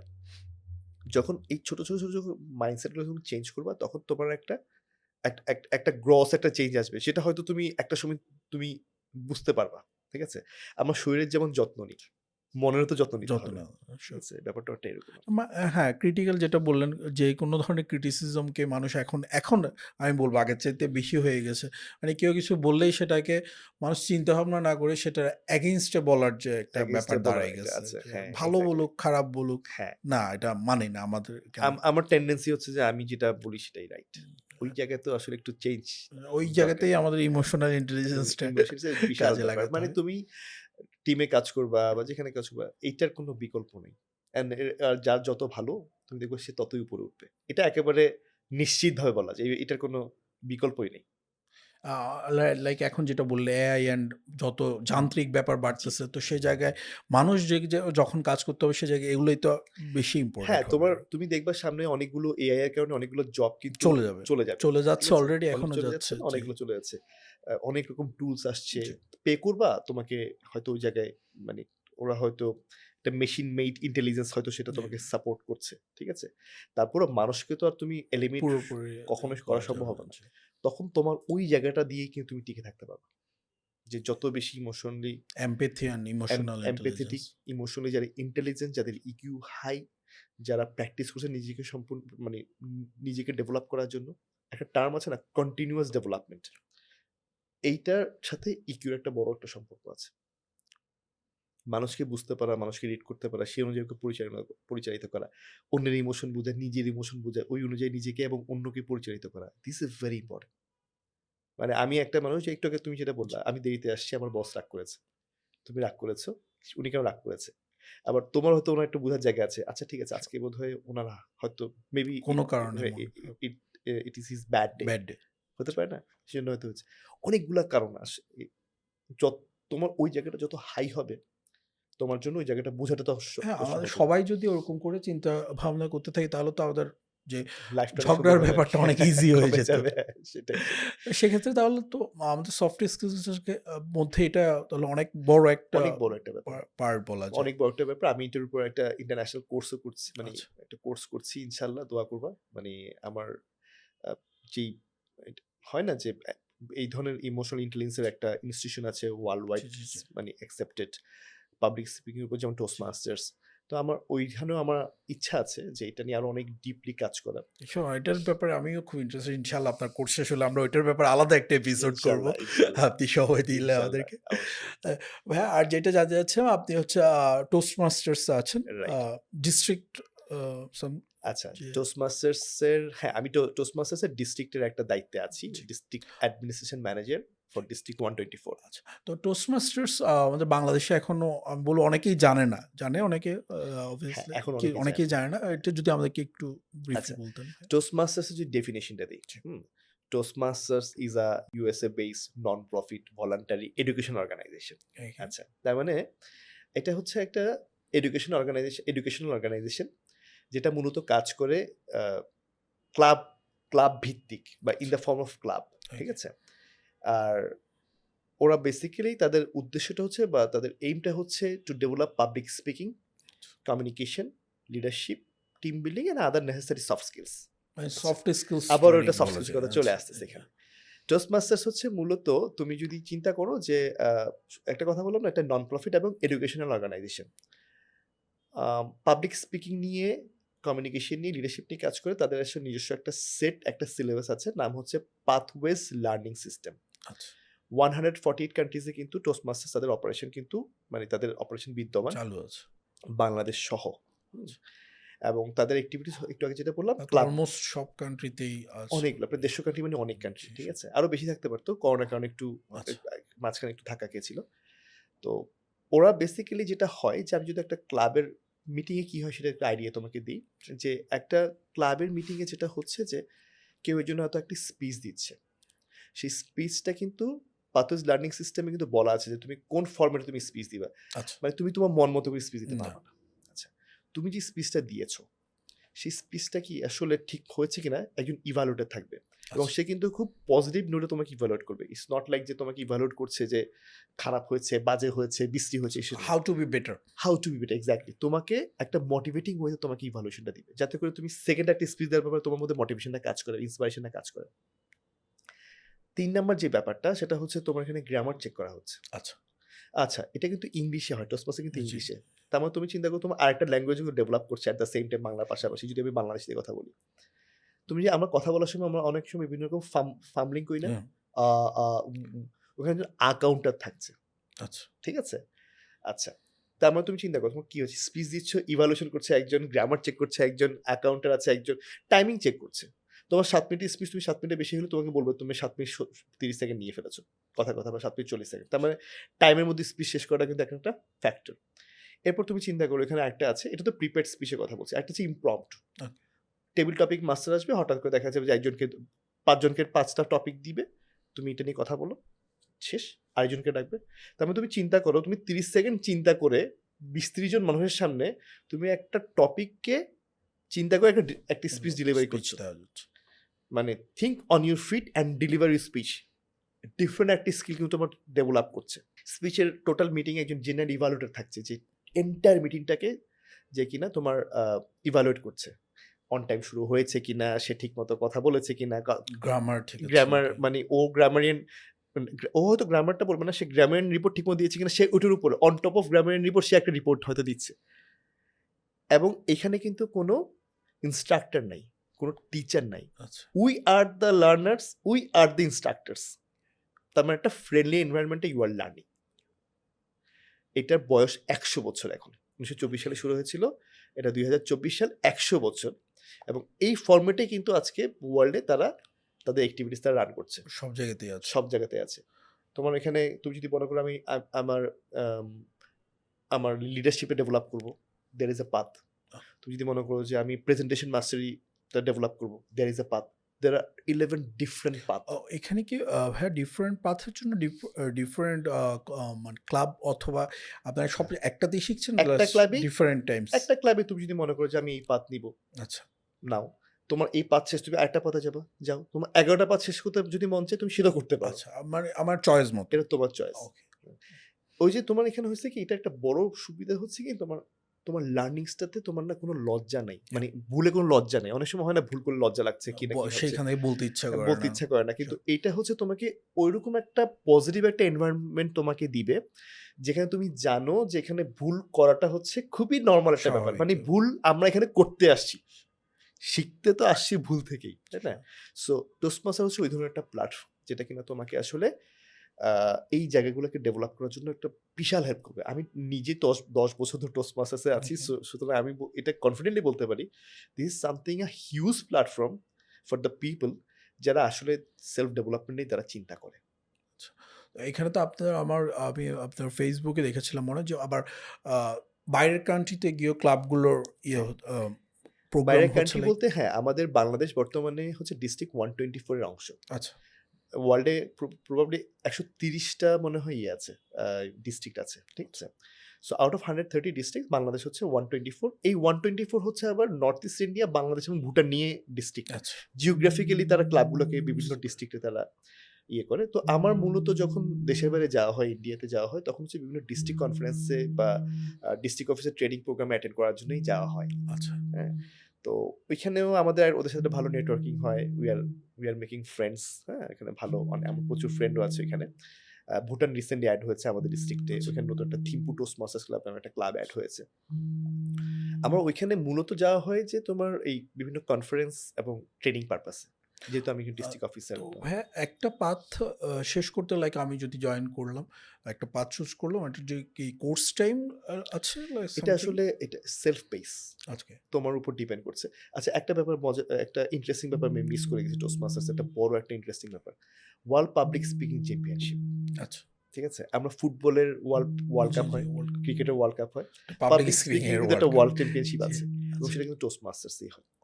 ইফ ইউ আর টোস্টমাস্টার, দেন তুমি কিন্তু টোস্টমাস্টার্সের পাবলিক স্পিকিং চ্যাম্পিয়নশিপে পার্টিসিপেট করার জন্য এলিজিবল। হ্যাঁ, এখানে অনেকগুলো রাউন্ড আছে, ক্লাব, এরিয়া, ডিভিশন, ডিস্ট্রিক্টে তোমার কোয়ালিফাই করতে হবে, then you will go to quarter final, then semifinal, then final.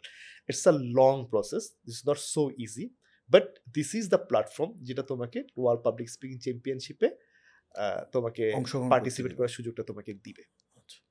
This is something very big, এবং টোস্টমাস্টার থেকেই কিন্তু পাবলিক স্পিকিং চ্যাম্পিয়নশিপ আসে। আচ্ছা, মানে বাইরের কেউ ওখানে করতে পারে? Anyone can join, anyone. তুমি যদি একটু ক্লাবের পেইড মেম্বার হও, you can join and you can attend. আচ্ছা, মানে ওই যে টোস্টমাস্টার্স এ জয়েন থাকতে হবে, এটাই বলতে চাচ্ছিলাম। এক্স্যাক্টলি, টোস্টমাস্টার মেম্বার হতে হবে।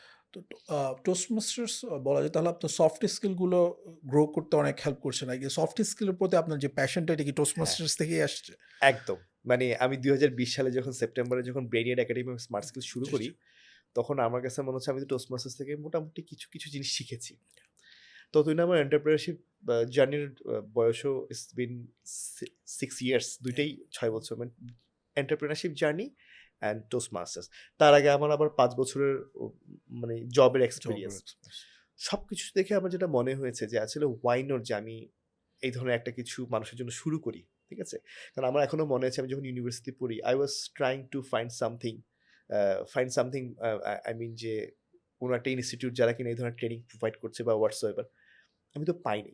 তখন আমার কাছে মনে হচ্ছে যে ওয়াই নট, মানে আমি নিজেই কেন এই ধরনের একটা ইনিশিয়েটিভ না নিই। প্লাস আবারও সেম কথা, যেহেতু করোনার সময় ছিল তখন, যেহেতু আহ, মানে ডাইভার্সিফাইড বিজনেসের কথা তখন চিন্তা করতে হচ্ছে, সেই হিসাবে আসলে এখানে আসা। মানে টোস্টমাস্টার্স এর লার্নিংটা কিন্তু আমাকে অনেক বড় একটা হেল্প করেছে। I would say to be confident enough, যেটা আমাকে এই সেক্টরে আরেকজনকে শিখাতে পারবো বলে আমার কাছে মনে হচ্ছে। যেখানে আমি আমার জীবনে কোনোদিন টিউশনিও করাইনি, সেখানে আমি ট্রেনিং এর ব্যাপারের মতো একটা বড় একটা ব্যাপার আসলে চিন্তা ভাবনা করেছি। এই যে টোস্টমাস্টার সফট স্কিলসের যে ব্যাপারগুলো ভাইয়া, এটা আপনার মেইন যে ব্যাপার, ধরেন যে স্থানাঙ্কের আপনি ডিরেক্টর অফ অপারেশনস, এটাতে কিভাবে হেল্প করেছে? এটাতে হেল্প করেছে, একটা বড় হেল্পের কথা যদি বলি, একটা ছোট গল্প বললে হয়তো বুঝবা। সেটা হচ্ছে 2014 সালে স্থানাঙ্ক একটা বড় একটা প্রজেক্ট পায়। আচ্ছা। এই প্রজেক্টটা মানে এটার মনিটারি ভ্যালু একটা বেশ বড় একটা মনিটারি ভ্যালু ছিল। তুমি জাস্ট চিন্তা করো যে নতুন একটা ফার্ম যে একটা কোম্পানি ওপেন করেছে, তুমি কি তাকে সহজে কোনো কাজ দিবা? বিং এ ক্লায়েন্ট, এটা তো অনেক বড়, তুমি চিন্তা ইউজুয়ালি করবে অনেক যে বড় হ্যাঁ টাকার ওর তো ব্যাপার। এক্সপিরিয়েন্স নেই। আমি কিন্তু পেয়েছি। একটা অন্যতম কারণ ছিল টোস্টমাস্টার্সের একজন মেম্বার আমাদেরকে ওদের একটা কাজের জন্য ডেকেছে, অ্যান্ড তারা দেখছে যে না ঠিক আছে, I know Johnny, I know Saima, মানে আমার আর্কিটেক্ট যে বোন যে আছে সেও তো টোস্টমাস্টার ক্লাবের মেম্বার ছিল তখন। তার কাছে মনে হচ্ছে না, তাহলে ওদেরকে আমরা কাছে দিতে পারি।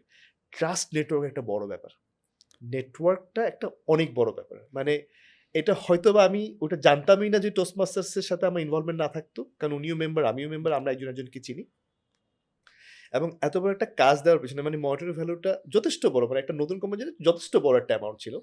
তারা আমাদেরকে কিছু না দেখে, কিছু না ইয়ে করে আমাকে একটা বড় অ্যামাউন্ট, আমাকে জাস্ট এনে, মানে আমাকে আমার থেকে কোটেশন নিয়েছে, ডিজাইন দেখেছে, পছন্দ হয়েছে বলে তো দিয়েছে, বাট অতটুকু তো যাওয়াটাও একটা বড় ব্যাপার।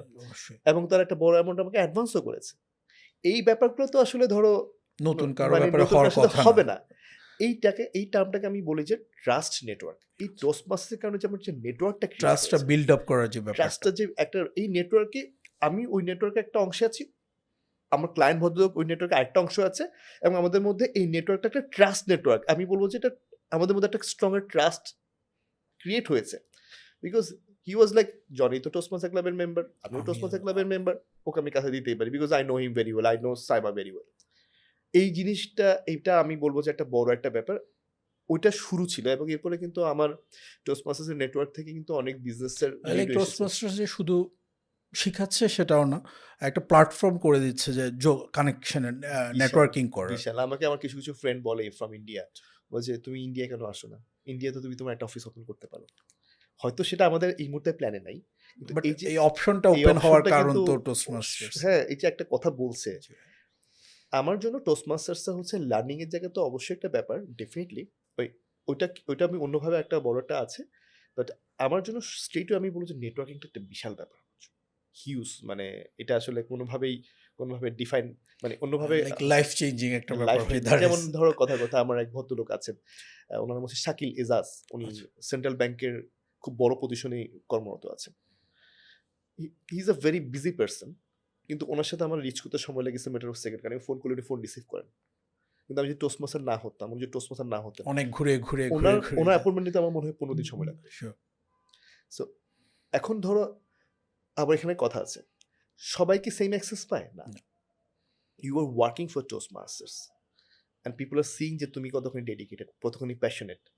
এটা মানুষের মধ্যে তোমার ব্যাপারে একটা পজিটিভ ফিলিংস দিচ্ছে যে না, জন ইজ ডুইং সামথিং, ও আসলে আমাদের জন্য অনেক হেল্পফুল টোস্টমাস্টার আছে, ওয়াই নট আমি তাকে একটা ইন রিটার্ন তাকে না দিই। এটা এভাবে কিন্তু ব্যাপারগুলো বেসিক্যালি কাজ করে। মাঝে রোটারি করে, লায়ন্স করে, এইসব কারণে কিন্তু নেটওয়ার্ক বিল্ড করার জন্য করে, এবং এটা খুবই এসেনশিয়াল একটা জিনিস। বর্তমানে নেটওয়ার্কিং ছাড়া আসলে সম্ভব না। কারণ প্রতিযোগিতার এখানে চীনা পরিচিত থাকাটা একটা বড় ব্যাপার হয়ে দাঁড়ায়। এটা বিশাল একটা অ্যাডভান্টেজ, নেটওয়ার্কিং একটা, তবে নেটওয়ার্কিংটা সবসময় আমি মনে করি যে এটা কখনো একপাক্ষিক হওয়া উচিত না, বোথ ওয়ে, বোথ ওয়ে থাকাটা দরকার। জাস্ট আমি পরিচয় আছে বলে মানুষজনের কাছে সুবিধা চাইতে থাকবো, না, সেটা না, হলে হবে না। আমিও দেওয়ার বসে থাকতে জি। হবে, আবার যখন দরকার হবে তখন হয়তো। আপনার কাছ থেকে আমি নিজেই অনেক কিছু শিখছি, খালি পডকাস্টের জন্য না, আমার অনেক কিছু জানা হয়েছে। তো লাস্ট যেটা আমি বলতে চাইবো ভাইয়া, ভিউয়ার্সদের জন্য এবং আমার এইজের অথবা আমার কম এইজের, আপনি এতদিন ধরে কর্পোরেট আছেন, কর্পোরেটে প্লাস ট্রেনিংও করছেন। তো আমি বলতে চাইবো ভাইয়া, যারা এখন পড়ালেখা করছে অ্যান্ড লাস্ট জাস্ট ফ্রেশার্স, তারা যে এন্টার করবে কর্পোরেট ওয়ার্ল্ডে, বা এই যে একটা প্রস্তুতি যে ব্যাপার, তাদের সবচেয়ে ভালোভাবে কীভাবে মানে প্রস্তুত হওয়া উচিত, আপনি ডিফারেন্ট একটু মনে করেন যে রাইট আজকের সিচুয়েশনে একাডেমিকের বাইরে, আচ্ছা, এটা যদি একটা শর্ট বলতে হয়। একাডেমিক তো মাস্ট, একাডেমিক একাডেমিকটাকে যতখানি সম্ভব যে শিখে বের হওয়া দরকার সেটা তাকে শিখতে হবে। আমি প্রথমে যেটা বলবো সেটা হচ্ছে আমাদের না আসলে আবারও মাইন্ডসেটের কথা বলছি, ঠিক আছে? সেটা আমরা তো হচ্ছে সবই মাইন্ড হ্যাঁ, মাইন্ডসেটের ব্যাপার। সেটা হচ্ছে আমার একটা ছোট এক্সপেরিয়েন্সের কথা বলি। আমি যখন আমার ফার্স্ট জবে জয়েন করি আমার স্যালারি ছিল মাত্র ৳8,000, ৳8,000 দিয়ে আমি চাকরি শুরু করি 2009 সালে। এখন আমি তো 2009 সালে ৳8,000 এত কম কেন? আমি তো চাকরি জয়েন করব। এই ধরনের একটা মাইন্ডসেট তো আমার থাকতে পারত। কিন্তু আমি জয়েন করেছি বলেই তো পরবর্তীতে সেই স্যালারি, হ্যাঁ, আমি মাঝখানে বেড়েছে। মানে একটা আমার জব সুইচ হয়। ৫ বছরের মধ্যে আমার স্যালারি হয়ে যায় 35,000। ওকে। শুরু করতে হবে তো আমার। আমার কাছে যেটা মনে হয় আমার ফার্স্ট পিস অফ অ্যাডভাইস, মানে ফার্স্ট অ্যাডভাইস যদি বলি বা সাজেশন যদি বলি সেটা হচ্ছে আমার ওই মাইন্ডসেট থাকতে হবে যে আমাকে শুরু করা দরকার। আমি যদি প্রথমে খুব চুজি হয়ে যাই, আমি মাল্টিন্যাশনাল কোম্পানি ছাড়া কাজ করব না, মাল্টিন্যাশনাল ব্যাংক ছাড়া কাজ করব না, এত টাকা স্যালারি এত ছাড়া টাকা কাজ স্যালারি না হলে কাজ করব না, এই ফ্যাসিলিটিস না হলে কাজ করব না। তুমি তো ওই সিচুয়েশনে নাই যে তুমি সেই নেগোসিয়েশনটা করবা। তোমাকে নেগোসিয়েশনে যাওয়ার মতো জায়গায় যেতে হলে আগে তোমাকে তো প্ল্যাটফর্মটা তোমার ক্রিয়েট করতে স্টার্টিং হবে। পয়েন্ট স্টার্টিং পয়েন্টটা দরকার। সো ওই জায়গায় আমাদের খুব বেশি চুজি হওয়াটা উচিত না বলে আমি মনে করি। This is number 1। নাম্বার 2 হচ্ছে, একটু আগে একটা কথা বলেছি, networking is a big thing. ঠিক আছে? আমি মাঝে মধ্যে অনেকে জিজ্ঞেস করি, আমার একটা ক্লাস হয়েছে, আমি বললাম যে, "তুমি কি হতে চাও?" বলে, "স্যার আমি অমুক ফিল্ডে আমি নিজেকে ক্যারিয়ার করতে চাই।" দেখি ওই অমুক ফিল্ডের ৫ জনের নাম বলো তো। নাম লেখো। জানা নেই। অনেক সময় জানে না। তার মানে হচ্ছে যে তুমি ডেভেলপ করতে যাচ্ছ স্পেসিফিক দিস ফিল্ড, বাট তুমি জানো না যে নেটওয়ার্কিং এর প্রস্তুতিটা নেই। প্রস্তুতিটা কিভাবে মানে তোমার প্রস্তুতি নিতে হবে কিভাবে। তোমার নেটওয়ার্কিংটা এখানে তোমাকে হেল্প করবে। মানে নেটওয়ার্কিং বলতে মানে কার সাথে তোমার কানেকশন আছে সেটা তোমাকে হেল্প করবে। মেবি হেল্প করতে পারে বা নাও করতে পারে। সো এটা হচ্ছে আমার 2nd অ্যাডভাইস যদি আমি বলি যে নেটওয়ার্কিং, এটা ডেভেলপ করা দরকার। নাম্বার 3 হচ্ছে যত রকম স্কিল ডেভেলপ করা সম্ভব। আমি যে সফট স্কিলস ট্রেনার বলে বলছি সেটা না। আমি আমার লাইফ লার্নিংস থেকে বা লাইফ এক্সপেরিয়েন্স থেকে বলছি, যত রকম স্কিল ডেভেলপ করা সম্ভব সেটা যেন ডেভেলপ করে নেয়। যেমন বাচ্চারা এখন ইউনিভার্সিটিতে প্রচুর পরিমাণ ক্লাব আছে। ক্লাবে ইনভলভ হও, অ্যাক্টিভিটিস বাড়াও, স্কিলটা ডেভেলপ করো। এগুলো খুব বেশি দরকার। সুতরাং তাহলে আমি যদি সামারি যদি বলি যে একটা ব্যাপার হচ্ছে যে আমার শুরুতে আমি খুব বেশি চুজি হওয়ার সুযোগ আমার নাই। নাম্বার 2 হচ্ছে যে আমার সেই মানে ওপেননেসটা থাকতে হবে যে আমার নেটওয়ার্কটা আমি বড় করব। ৩ নাম্বার হচ্ছে যত বেশি স্কিল ডেভেলপ করার গ্যাদার করা সম্ভব হয়। এতে করে যেটা হবে, এরপর কিপ ট্রাইং। তুমি যদি ট্রাই করতে থাকো তাহলে ডেফিনিটলি তোমার একটা না একটা সময় হবে। আমিও আমার লাইফে ফার্স্ট জব পেয়েছি কোনো ধরনের কোনো রেফারেন্স ছাড়াই। জাস্ট ট্রাই করতে হয়ে গিয়েছে। হ্যাঁ। So keep trying. আমরা অনেক সময় আমার মনে হয় কি ইদানিং আমাদের এই জেনারেশনটা হয়তো আ একটু মনে হচ্ছে, সবার জন্য বলছি না, চুজি, আবার এট দ্য সেম টাইম মনে হচ্ছে একটু মনে হয় অস্থির। With due respect to all, ঠিক আছে? অস্থিরতা করা যাবে না। অস্থিরতা করলে লেগে থাকতে হবে। সাকসেস আসবে। পৃথিবীতে তুমি কোনদিন দেখেছো যে একটা মানুষ ২০ বছর ধরে জব পায়নি? কখনো হয়েছে? কখনো হয়নি। ২০ বছর ধরে ব্যবসার চেষ্টা করছে, ফেল করেছে না? একটা সময়, বাট রাইট ওয়েতে চেষ্টাটা খুব বেশি দরকার। ওই জায়গাটায় আমরা আসলে একটু ল্যাক মানে রাইট ওয়েতে গিয়ে আমাদের লেগে থাকতে হবে। রাইট। থ্যাংক ইউ ভাইয়া। আমার অনেক কিছু জানা হয়েছে। আমি পডকাস্টের বাইরে মানুষকে জানানোর জন্য করতেছিলাম, আমার নিজেরই অনেক জানা হয়েছে। আপনাকে এই টাইমটা দেওয়ার জন্য অসংখ্য ধন্যবাদ। Thank you so much. Thank you. আজকের মতো আমরা আমাদের পডকাস্ট এখানেই শেষ করছি। আশা করি নেক্সট এপিসোডে আবার দেখা হবে ইনশাল্লাহ। আসসালামু আলাইকুম।